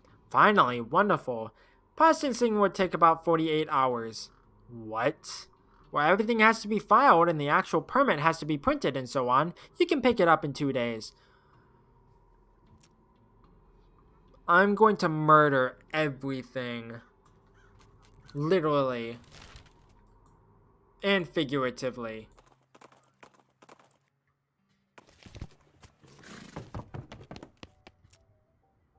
You go to sleep. You dream that you're having lunch with a pale giant while fleeing from a sword, but then your head turns into a blueberry pie. You wake up ready to face a new day. You wake up refreshed and restored, and hungry and sober. That's mosey. But go back to bed. You dream that you're having an argument with a shadowy figure while fleeing from a bag of sticks. Weirdly, you're torn apart by rats. You wake up drenched in sweat. Okay then. Okay. Now I go back to Ghostwood. There is definitely something here and I just don't know what. Do I have a pair of binoculars? I thought I bought one. I don't remember.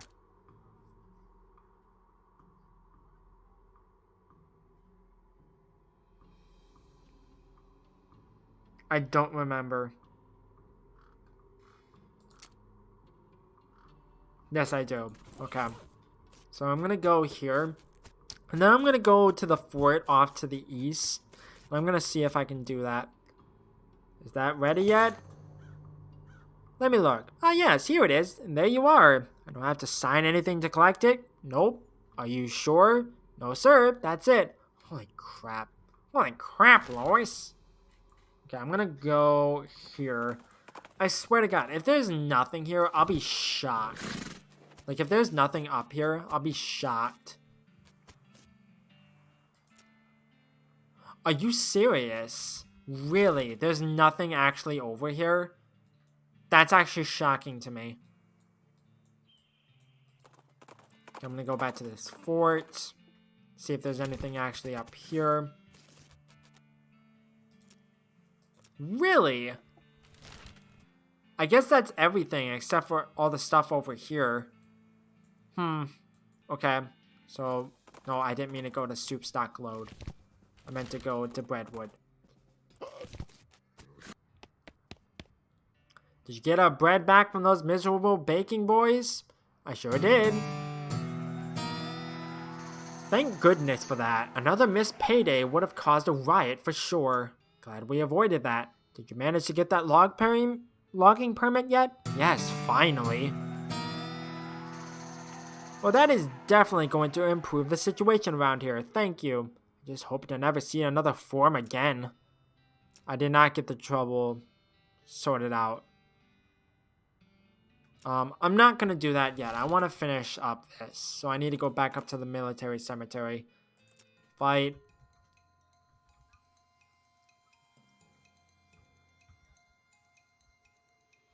This is a bit tougher of an enemy. I almost died. Put the robot out of its misery or boredom, or I guess existence if you prefer not to personify it. Was it here? Was it elsewhere? I don't remember. Like, was it Reboot Hill? I don't remember. Eternal Flame. This goblin is roasting a weenie over the Eternal Flame. I'm pretty sure you're not supposed to do that. No? It's good fire, not to wasting it. Let Gary handle it. Gary ambles over and chats with the goblin. Both their attitudes toward the whole thing seem to be basically, hey, why not? Hey, they're asking if we wanting to buy a weenie. Sure. Got a goblin bratwurst. Is it good? No, it isn't. Because of course it isn't. Okay, so I need to go to Reboot Hill.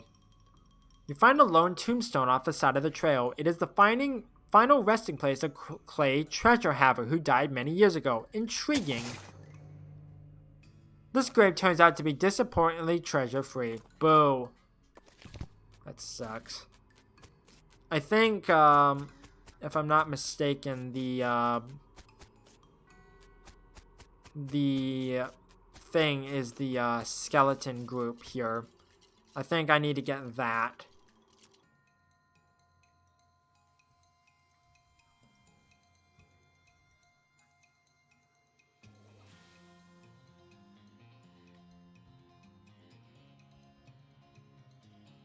Well, Gary's just straight up dead. Cool, cool.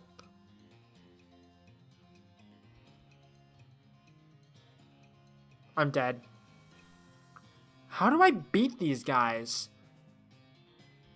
I have no idea.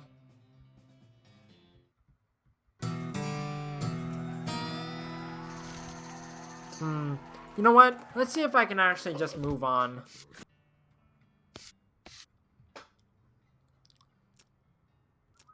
About that lumber. Alright, well, you've helped me out quite a bit, so I reckon I can set you up with what you need for that bridge. Sure. Thanks. The mayor glances at the list of problems posted on the wall and paces around nervously. Okay. Let's just move on then. Because I kind of want to finish this game up tonight.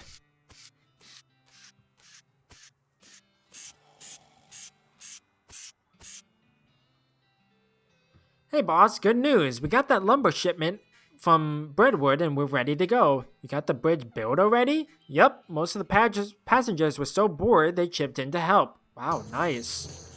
Now we just have to lay tracks the rest of the way into Frisco and our work is done. Both mine and yours. See you there, boss. See ya.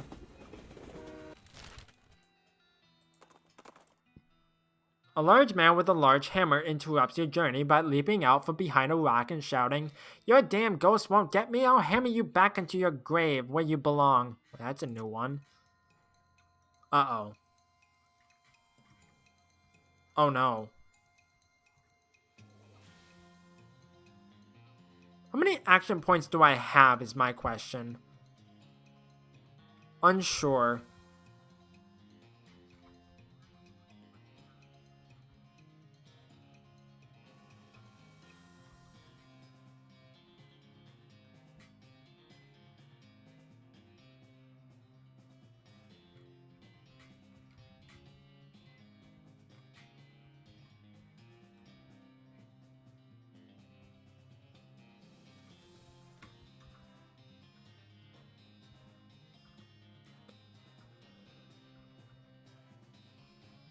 Good thing I have a ton of dynamite, otherwise I would have lost that.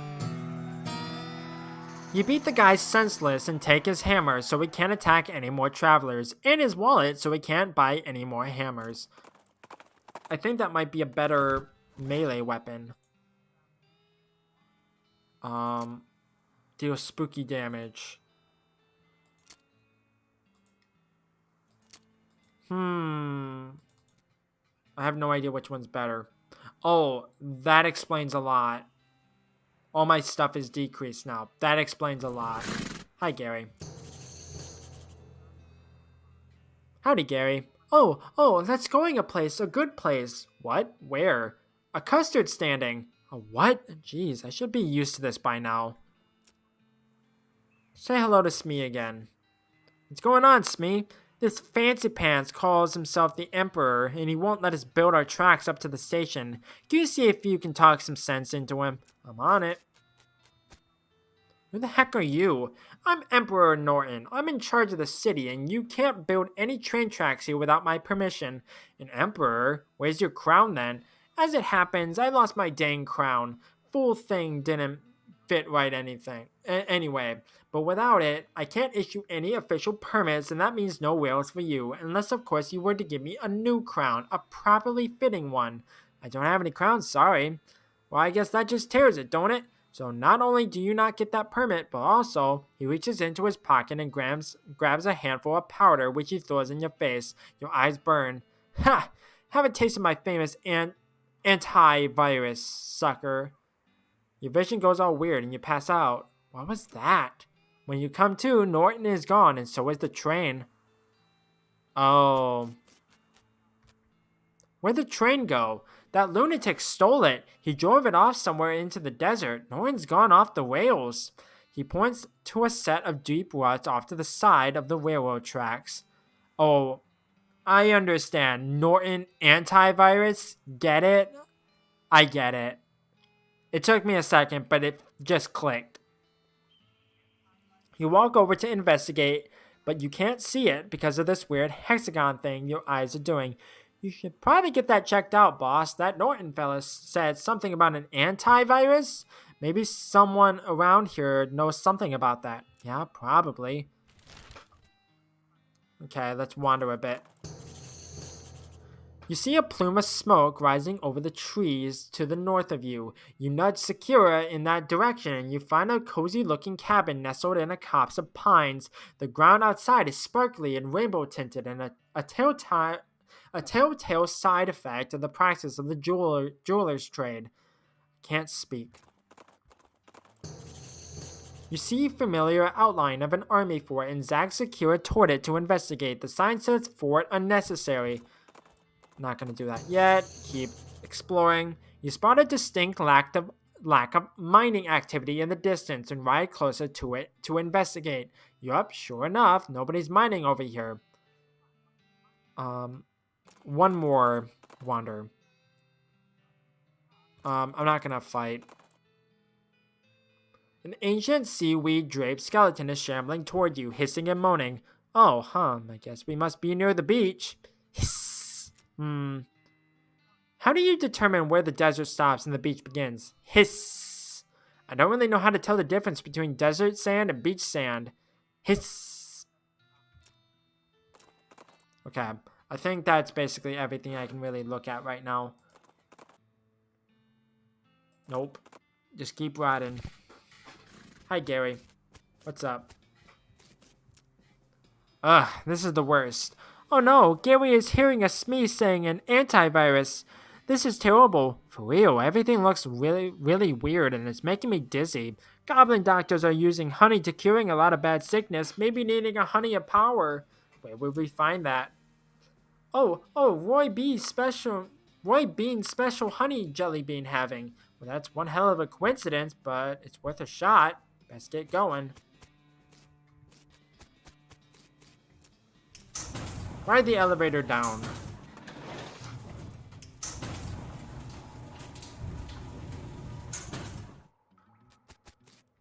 Wait, where am I? Abandoned mine. I was gonna say, that seems weird. I think there's a dynamite minecart here. That I probably need to blow that up. Gonna have to fight these snakes to get through here. Oh my god.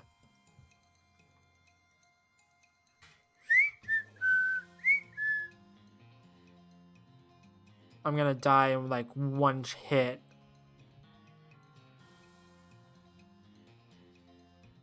Jesus. I don't think I'm gonna be able to beat that. I think the last one was in the cactus, wasn't it? I don't remember. The desolate, lonesome coast. Okay. I didn't mean to do that.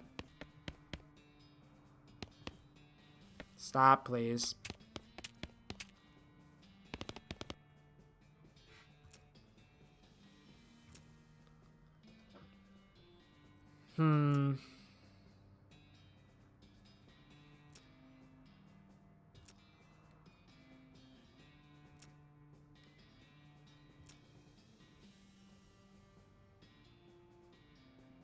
After a second thought, it settles down. I completely guessed. That was a complete guess. I was just pressing random buttons. Hi, ready for bribing? Yes, here is your elixir, probably. Oh, good, yes. The goblin moves away from the ladder and takes little sips from the flask, savoring the flavor. Is it good? Yes, perfect. Huh, cool. What is this thing? Holy crap, if this isn't the most disturbing thing you've ever seen, I don't want to know what is.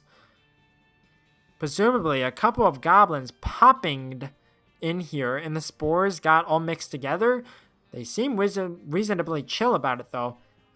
Hey, guys, those jelly beans, can I to having them? Oh, what? Our fruit rocks? No, not taking our fruit rocks. These be ours, not for you taking. Jeez Louise. Hey, Louise is the baker. Well, what's your plan for dealing with this horror? But not looking like you're eating them, a jar is still full. What? Eating? Fruit rocks not for eating. Fruit rocks just for looking at. You just looking at them? Not fitting through floor hole. Can't leaving room. Fruit Rock's only entertainment being. Good grief, that's sad. Okay, how about I teaching you something else for entertaining? Something better than Fruit Rock's looking at? Okay, sounding good. Are you agreeing? Thumb wrestling.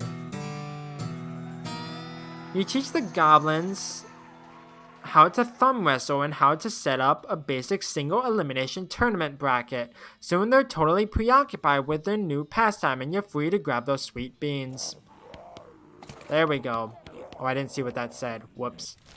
Whoopsie. Okay, now I have the last jelly beans. Fight. I'm probably gonna die. It's gonna be close. There's a train going by in real life, so that's great. Okay, you bury it back underneath the surface or whatever. Got him. Wonderful. Good job, kid. Looks like they're all here, too. The goblins didn't eat any? It's a long and weird story. Well, never mind then. You've done a swell job. I've got only one jar of jelly beans missing. They were stolen by a gang of damn hippies. Why'd they take them? Heck, who knows what a hippie's thinking? All I know is they took off, headed south a little bit west. Or head south and a little bit west. Okay, I got to the Shroom Cave. If you remember, I got that book at Plot 420 that allows me to do it. Yes, please. Do you have a pickaxe for me? Yes, you do. But I don't have enough meat because of course I don't.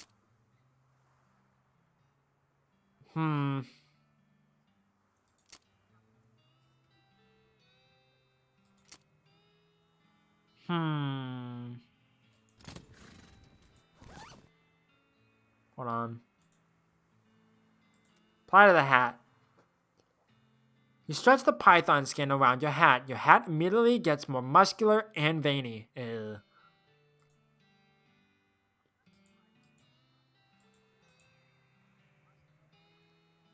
Can I do that? Hold on. Let me do this.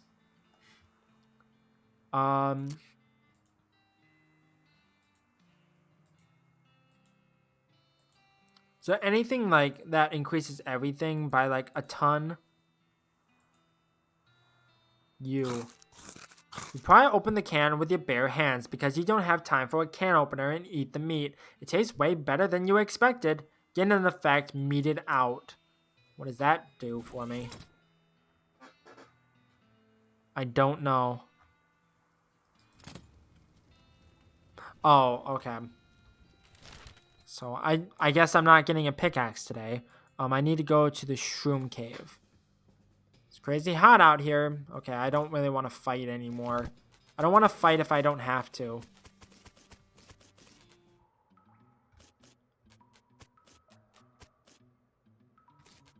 Wait. You recognize this. It's the extremely hallucinogenic Bacteria's dirty hippica. Don't have the proper tools. Okay, is there a tool in here maybe? This pyro of bones is wearing some shredded necromancer cultist clothes. You grab everything that isn't nailed to the bones and then you grab the bones. You find a little square of yellow paper, sticky note. Okay, what does the sticky note say? The note says abracadabra. That's gotta be important. You stick the note into your journal. Okay. There's grudge written here. Was this the skeleton then? Okay, so I need to be able to do that. To get that, but I don't remember. An odd flash of light nearby prompts you to stop and investigate. You discover a goblin with a strange hinged board covered with shiny foil, which they are using to reflect sunlight onto a pair of leather boots. Hey, hello, what doing? Tanning! I'm a tanner. You are tanning boots? Yes, sun using to making very tan. I don't think that's how it works, but I guess you're the expert. What? Are these a boots for selling? Oh yes, we'll sell a boots for 250 meats. Fine, why not? Overly tan boots. You purchase the boots from the goblin, who seems very excited to have made a sale. Cool. Yeah, it's here. Oh yeah, I forgot that I had the other boots. Was not worth.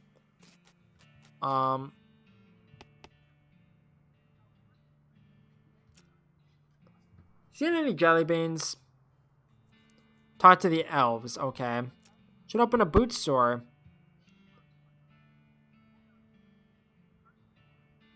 Oh yeah, I remember this. I need to find a way to do that. So, who wanted the thing? I forget. You?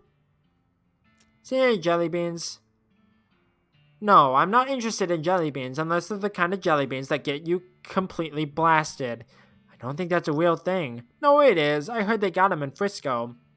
It doesn't seem safe, for kids. If you have any lactarius dirty hippocamp mushrooms, I can refine them into a more potent potable, i.e. a potion. No thanks. Oh yeah, I have this now. Can I exercise with you? You do not have the... Oh, I need the striped pants. I don't think I have the pants anymore. Where do I get the pants? I don't remember where I get the pants.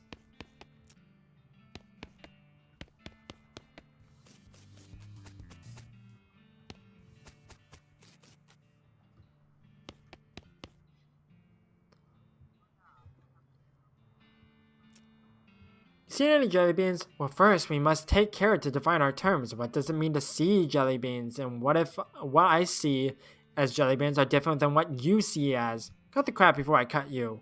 Ahem. No, I have not, but I do know that Irene, the newest, and dare I say the most delightful of our little clan, is particularly fond of them. You might ask her. No, thanks. Seen any jelly beans? No. Okay.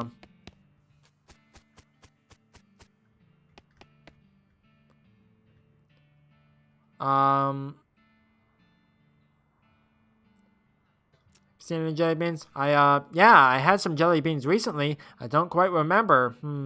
Oh, they were in my lounge. Where's your lounge? I don't quite remember. It's only there part of the time anyway. What? Haha, I don't know. I would have been able to buy the pliers if I had the thing. I don't know how I get it. Does it do I have to go in and out of existence or something?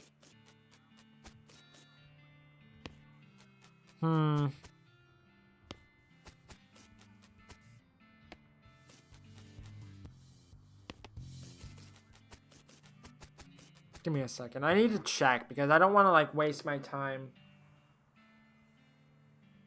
I don't want to waste my time if I don't have to.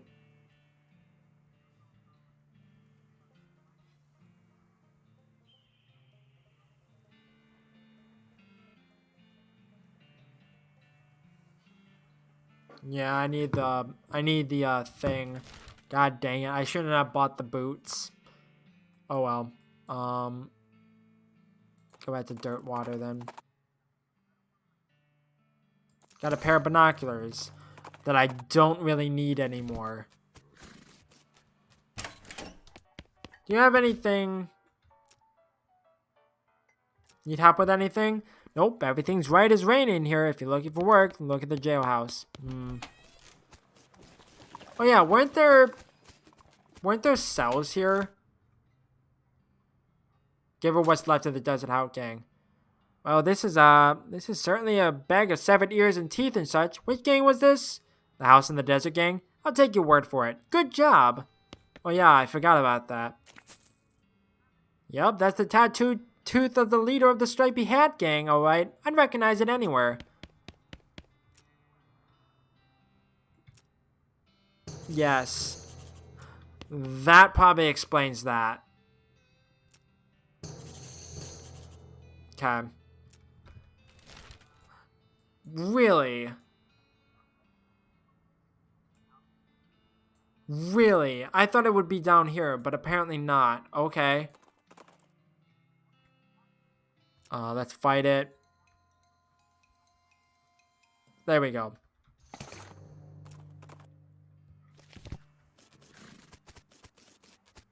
Okay, there's nothing here. Go inside.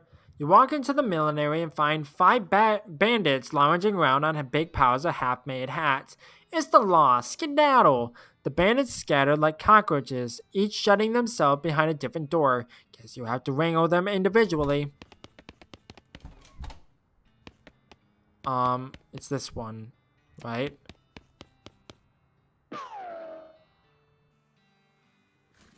Yes. This should be easy enough. The problem is I can't tell the difference due to this thing, this effect.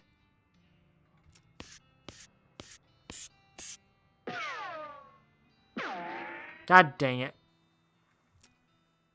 Oh, I didn't read that. God dang it. Okay, so I need to get rid of this first.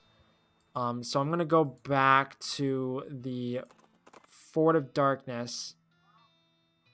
I'm just gonna leave him alone. I don't care. I just want to move on. So I need to talk with you by the pliers. Here you go. I shared the location of my secret mushroom hunting cave with you, but I lost my knapsack with my map in it, and I don't think I can explain how to get there just in like words. Good luck though. Well, it's a good thing I know where the shroom cave is. God dang it, I didn't mean to give up. God dang it.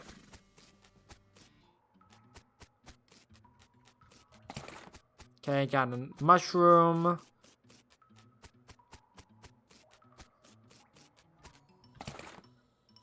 Really? Boo.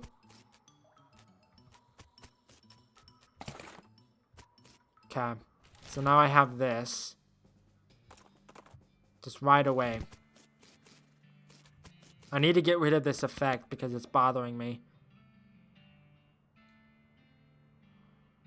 Oh wait, I don't need to talk to you. I need to go into here. Yeah, you.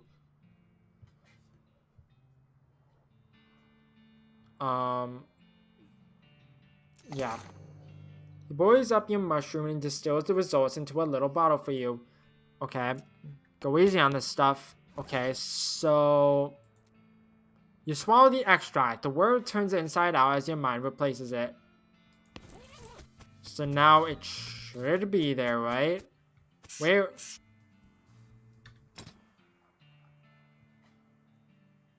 I'm confused. What? You've made the classic mistake. You consumed something given to you by the hippie. Third eye is open all the way.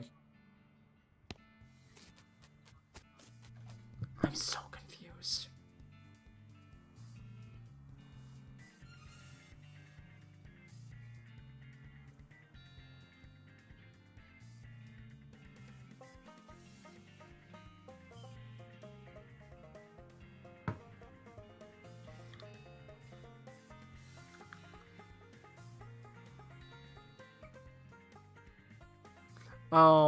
Okay. Now I go back to the shroom cave. Like, I was confused on where this quote-unquote lounge is, but it should be over here. Yeah, it's right here. What a strange lamp. You stow it in your pack. Fortunately, it isn't real lava. It's Roy's beans. Yoink. They do look pretty cool under the black light, you have to admit. Your great-grandkids are going to love this kind of music. I get it. Okay, so I need to go up to Roy Beans. Nope, right away. I don't really want to fight anymore if I don't have to.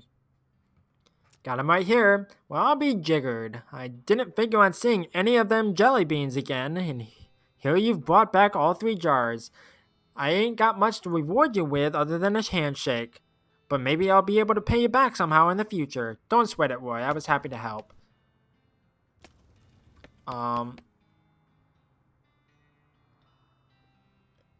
There's the jelly bean. Does this jelly bean really cost 6,000 meat? Well, normally it does, yes, but guess seeing how you helped me out with them bandits and goblins and damn dirty hippies, let's call it a 5.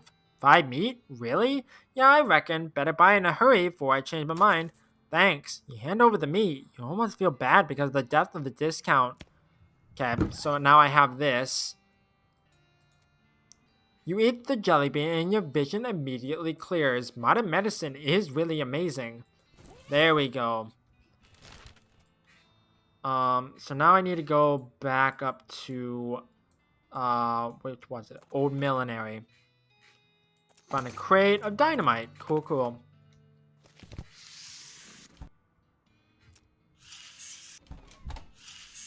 Okay, this one's simple enough. But what is the second one? Oh, that makes sense. They're all the same except one of them moves. That makes sense. It's the middle one because that one doesn't have the dip.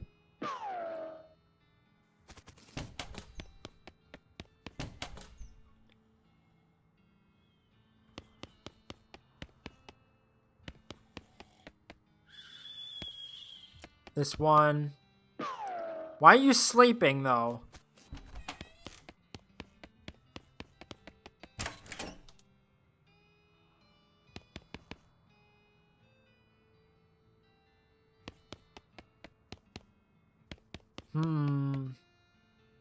One of them has to be different. I don't know which one.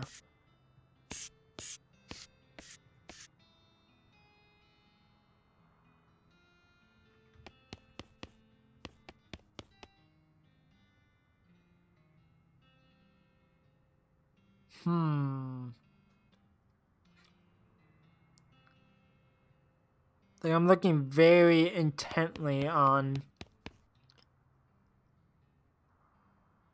which one this could possibly be. I was gonna say that one's a bit tipped, but it wasn't. It was just the floorboard. This one's gonna be rather tricky, it seems.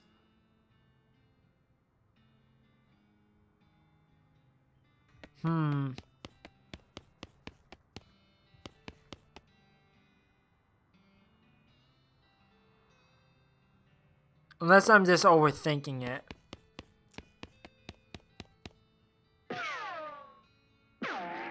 Okay, how was I supposed to know that was it, though? Are you serious? Oh no, he's back.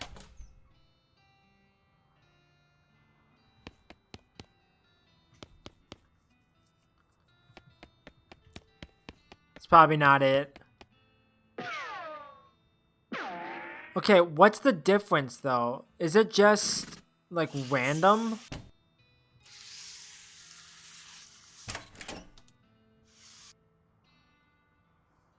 Like, I need to know what the difference is between the hats. It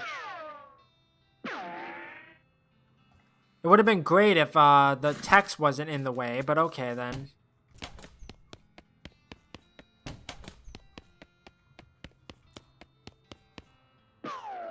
There we go. It was just alternating. Okay, good. Makes my life a lot easier.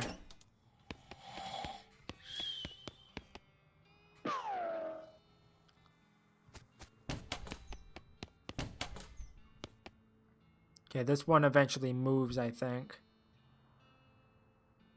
Right? No, wait, no. It doesn't have the dip. The second room doesn't have like it moves. The middle one.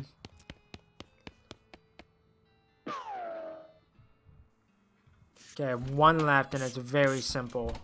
It's just the black one. There we go. What do you want to do with these bandits? Turn them in. You march the black hat bandits back to Dirtwater on the end of a rope and lock them in the town jail. Where'd you find him? That old millinery? Yup. Of course. You know, bandits would be a lot harder to find if they didn't keep picking them such thematic hideouts for some reason. Anyway, here's your reward. All in a day's work. Nope. I need to go up to the Potem gang right away because that's a lot of reading and I don't want to fight. No entry.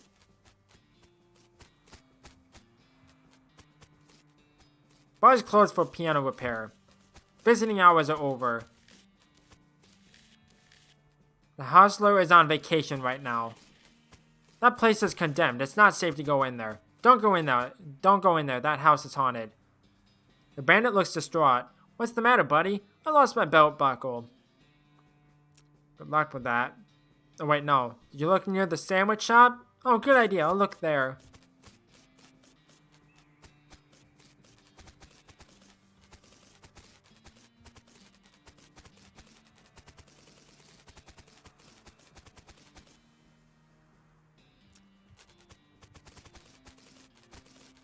Oh, I understand. I understand. I remember what I need to do here.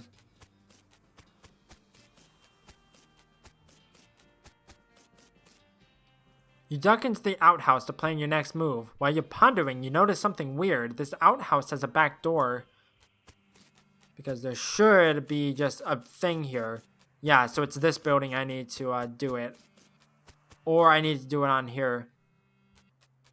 I can either kill them or I can just let it go. I think I'm just going to let it go. So I need to put them all in the second building.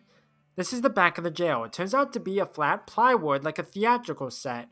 The ropes that are holding this thing up don't look very strong. You can knock it over pretty easy, but you should probably hold off until just the right moment. That's what I'm supposed to do. This doesn't seem safe at all. No, it doesn't.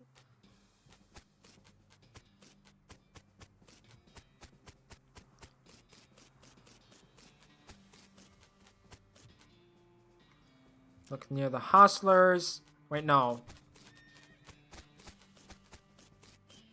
Real jail.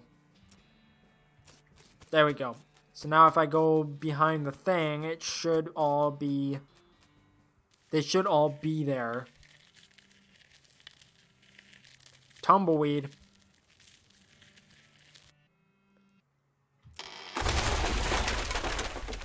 This... Crash. The fake building falls over on the real bandits.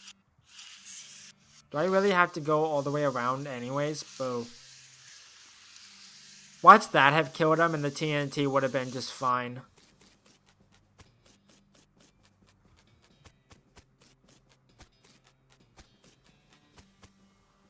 The gang is knocked out. You can arrest them now if you want. You haul the sorry so-and-sos back to Dirtwater and lock them in the jail. Say, that's the Potem gang. How'd you get them? Push the jail over on them. What? Never mind. All in a day's work. Okay, so it's just the ghost ones now. Wait, no, there's still an empty jail cell. Oh wait, no, 2 of them are dead. Gherkin brothers, kidnapping, brining, kidnapping victims, and an attempted sale of human flesh for consumption. Last seen in the pickle factory. Okay. Pickle factory. Where's the pickle factory? You encounter a cowpoke trying to ride her horse up the 45-degree surface of a rocky ridge. They're both having a hard time. Give them a boost. You dismount your parallel horse and get behind the diagonal one. A couple of heaves and a hoe, and the cowpoke crests the ridge. She gives you a grateful tip of the hat and continues on her way. Cool. You feel a sudden electrical jolt as your hand touches the doorknob. Ouch. Oh no, you're late for your shift. Mrs. Vlass is going to be so mad. She might literally bite your head off. Okay, well, not literally, probably. Quick, get suited up. You clock in and hurriedly put on your bright green coveralls. Mrs. Vlass, as predicted, is furious. Late again? You better stop taking this job for granted. You think you're gonna find a place with a nice dormitory in a reasonably priced company store like ours somewhere else with your skills? Ha! You're doing 3 shifts today, Buster. Get to work. You're on pickle hopper duty. Pickle hopper duty runs you ragged, like always. Keeping the hoppers filled to keep a constant flow down the chutes means you're constantly at a near sprint because you have to manage the cue shunts to keep the levels equal. If you get uneven pickle levels, Mrs. Vlast knows. Nobody knows how she knows, but she knows. A whack from her cane is the minimum you'll get. Damn it, damn it, damn it. At the end of the first 6-hour shift, you get a brief break. You cram a stale cheese sandwich into your mouth while Mrs. Vlance glares at her pocket watch, counting down 3 minutes to the second. Break's over. Second shift. You, get over to the salt tank, now. Oh god.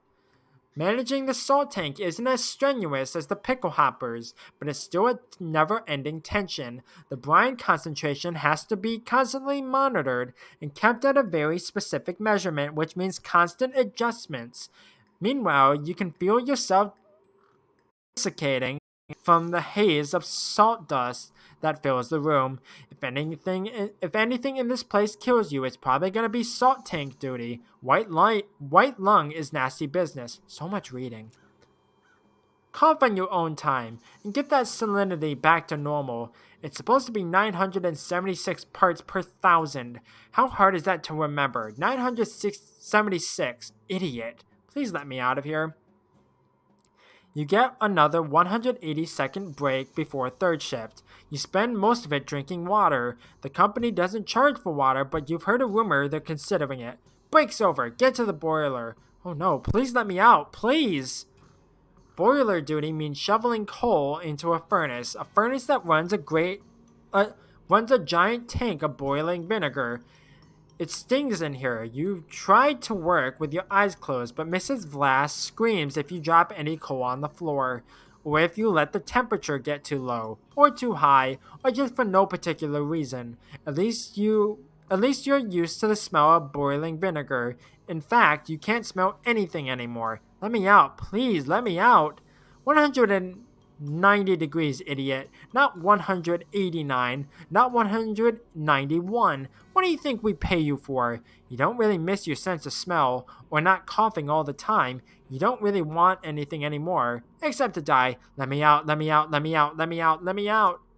With a gasp, you finally snap out of the horrible hallucination, or possession, or whatever the hell that was. Jeez, you can still feel the sting of vinegar vapor in your eyes. I know it. The trash smells like sweet pickles. Smells like gherkins. Factory activation lever. Not yet. You approach the ghost. Gotta. Can't sleep until it's right. You right there, partner? Can't sleep.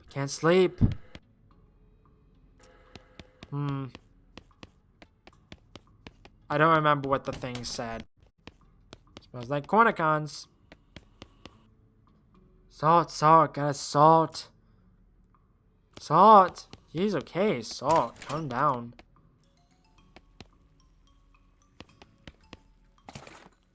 Oh, I got a shovel.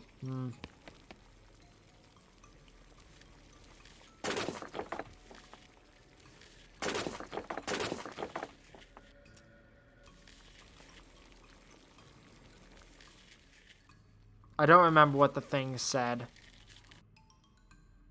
You know what, let's just fight him.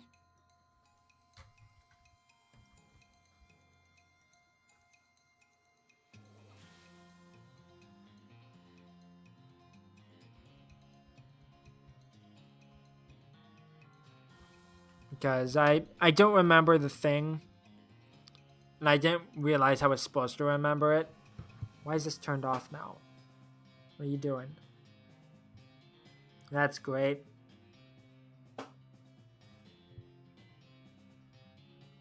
There we go. Sorry.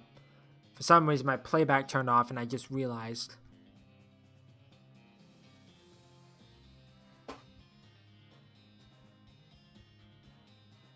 There we go. Rest in peace, my guy.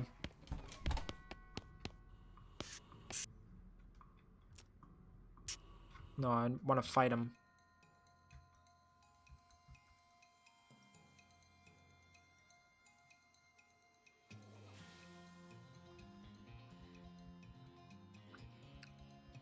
Like, I feel bad for killing him, but I don't care.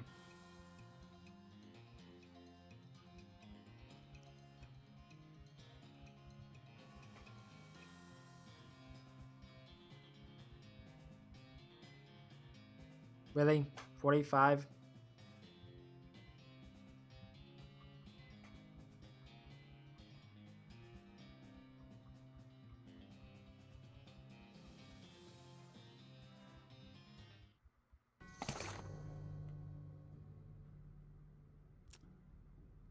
Okay, there we go.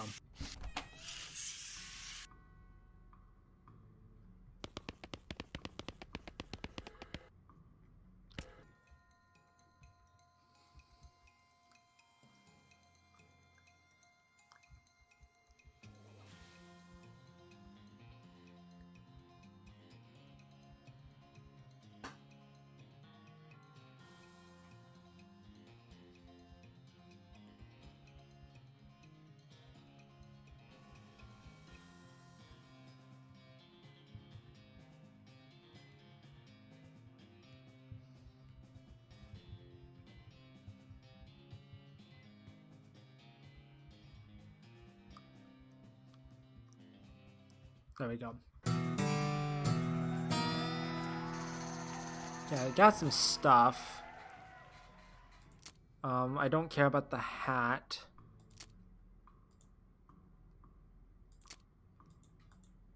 Don't need that.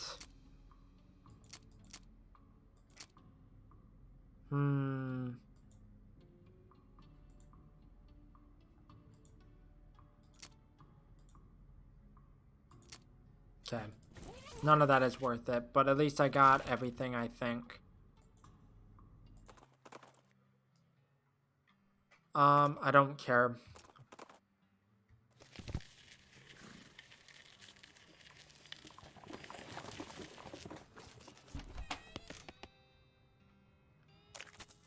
What in the world? It's the Gherkin brothers, and please, I don't want to talk about it. It was really weird. I believe you. Here's the reward.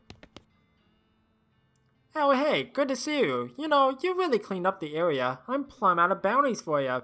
Does that mean I get to be sheriff? No, but I guess you could be marshal if you want.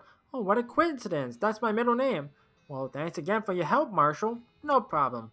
Wait, I thought my middle name was Sneaky. What?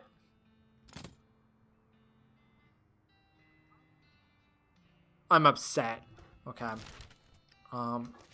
Came back to Dirtwater for some reason. I don't remember what. No, I want to go in here. Package from Rufus. Send a postcard. Okay. What was the package from Rufus? Cow punching. You've already learned all the techniques in this book, but you do pick up a few tips and tricks from poring over the appendices and the footnotes about cow appendices, okay?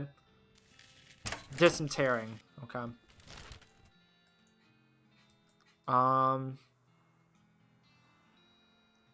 Okay. Wow, nothing along that path, okay.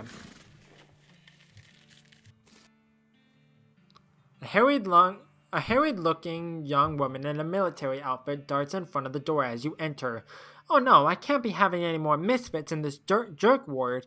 You can either swear to me that you're halfway competent, heck, even a quarter, and that you'll help sort out this crew of no-hopers, or you can turn right back around and march double time. Sure, I'll help.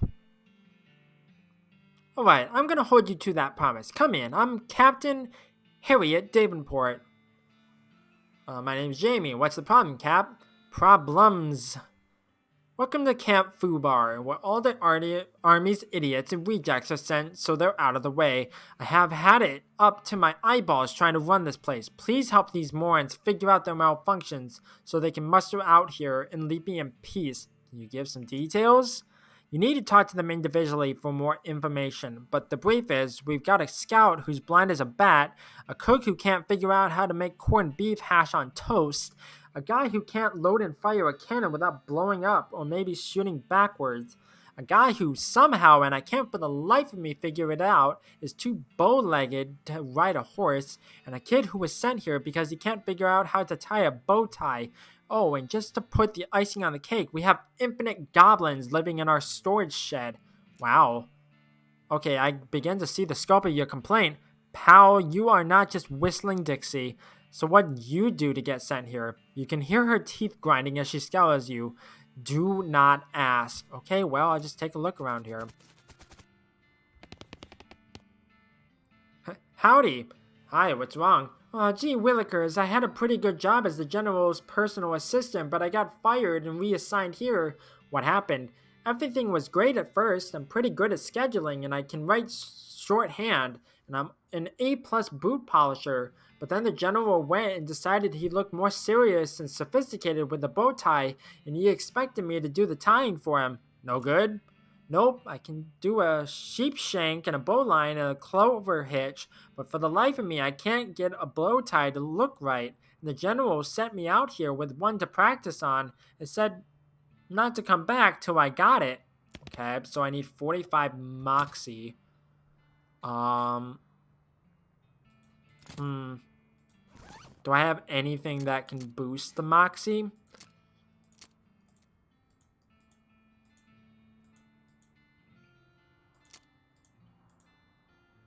It does not look like it. Ranchers. Oh, it doesn't matter. Okay.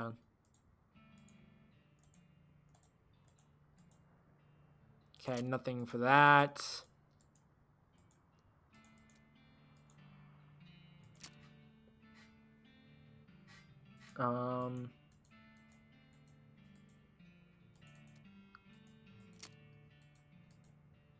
Okay, minus 5 moxie.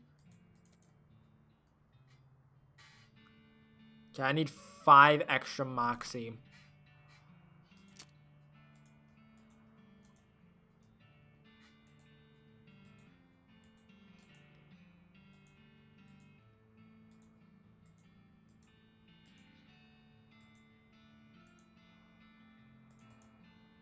Eat that.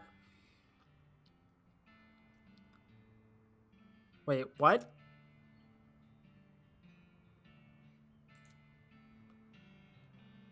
You must be eating whatever the cow ate. Yes.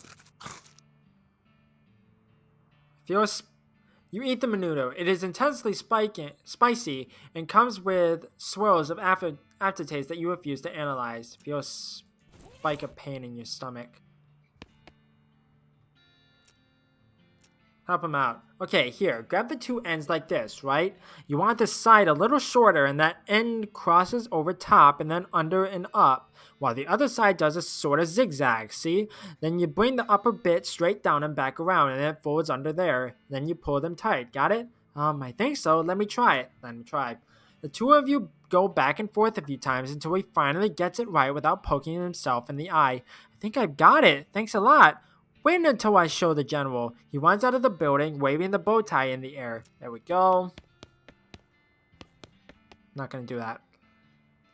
Howdy, Private. Cooker. How appropriate. How appropriate. Can't speak. Well, it would be if I knew how to cook, like even a little bit. That seems to be the trouble. Wait, we've only got 2 ingredients here, and I cannot for the life of me figure out how to combine them. What are the ingredients? Corned beef hash and toast. What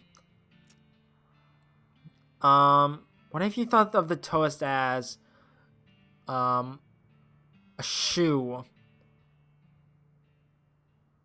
He nods, seeming to understand where you're going with this. And think of the corned beef as a corncob pipe. So I should have put the corned beef hash under... No, next to... No, no. I'm sorry, I don't get it. Can we try again? I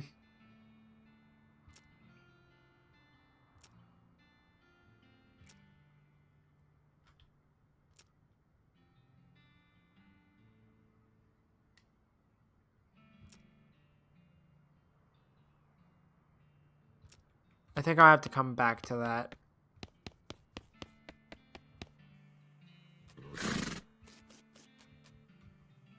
Howdy, they call me Private Bowlegs. I can see why. You seem uncomfortable. You ain't kidding. Look at my legs. They're bent so far out I can hardly touch both knees at once. Walking hurts like a dickens. The captain said it keeps you from riding a horse? Yep, they're too wide. Horse slips right out between them. I think I could ride a mule, though. What with them being a tad lower to the ground. Where would you get a mule? There's a place north that rents them out, but I can't get out there myself, so I need someone to go set up the contract on my behalf and have him send me one. Right, I'll check it out. A sign on the front says, important gun storage, no goblins. You open the door a crack and take a peek. Naturally, the shed is crammed full of goblins to the ceiling. They're barely recognizable as individual goblins. Wow, geez. Oh, what? Let Gary sing. Gary takes a peek and wheels back in shock, slamming the door. Ah, gross, awful, a goblin popping in there, maybe two. Is that what happened? All those spores and nowhere to going, all growing into new goblins, and they're just smooching all up. Ugh. Howdy, what's the haps? I'm supposed to be a cannoneer, but I'm terrible at loading cannons. They always explode, except not the way they're supposed to explode, or else they don't explode at all. The only time I ever got one to fire right, the cannonball knocked my sergeant's hat off, and he was standing behind me. I still can't figure out how that happened. So they assigned me to this loser squad and said I can't report back for proper duty until I figured out how to load a cannon right. God dang it. Press the wrong button. Maybe this will help.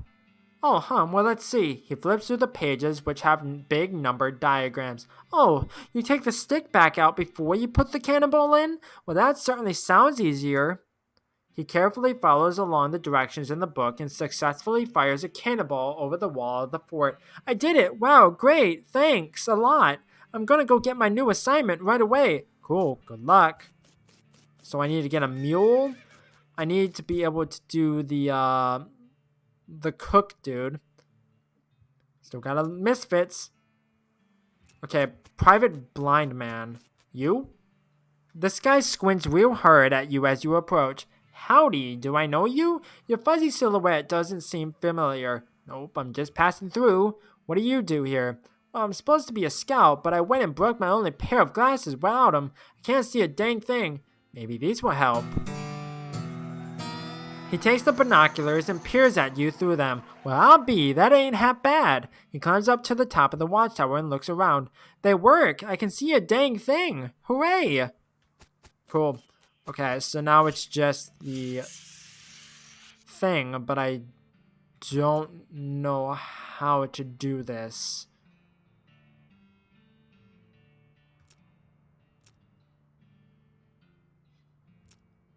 Okay, for the sake of time, I'm just going to look up the thing.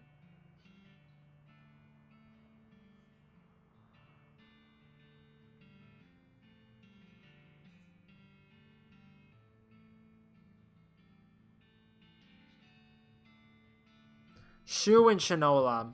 Okay. I thought I did that, but apparently not.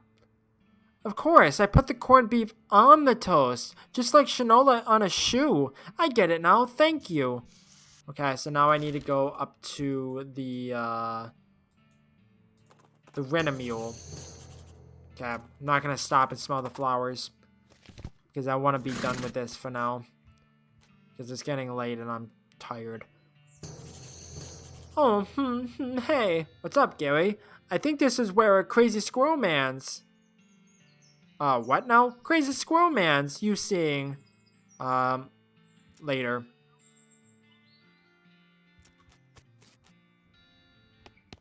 Oh, needles. Cool, cool.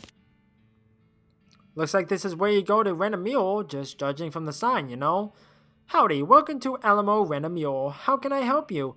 I'd like to rent a mule. Don't you have a horse? What do you need a mule for, if I may ask? Oh, it's not for me. I'm picking one up for someone else. Ah, alright then. That would be 1,500 meat. Whoa, Nelly, why is it so expensive?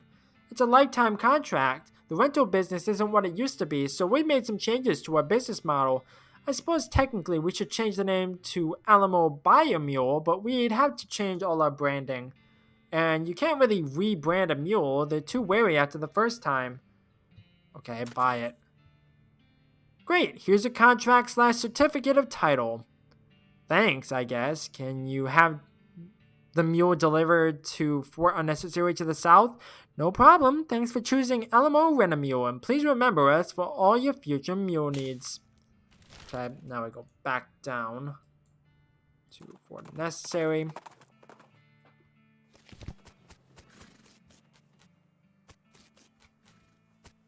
I didn't mean to do that.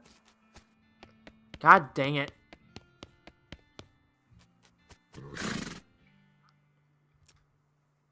Give them the Alamo contract. Here's your contract.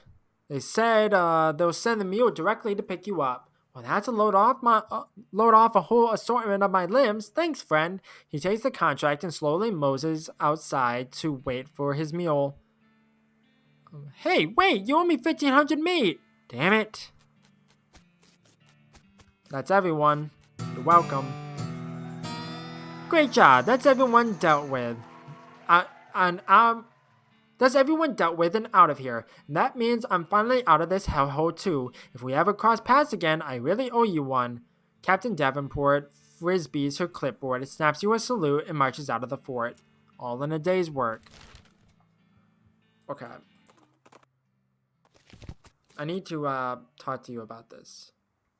Okay, so I need to find the thing. No. No.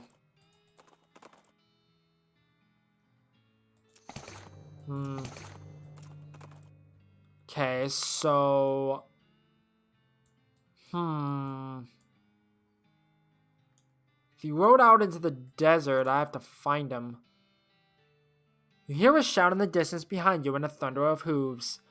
A riderless horse is racing toward you, reins flapping. Grab the reins. You manage to snag the reins as the horse sprints past and are yanked out of your saddle. The horse drags you for maybe 100 yards before you get your legs under you and put up a fight and eventually haul the beast to a stop. Tired and bruised, you lead the horse back to where its owner is panting up the road toward you, a massively overweight man who is sweating profusely in the desert heat and smells like a dead cheese. No wonder the poor horse was so eager to get away. Oh, I feel bad for the horse.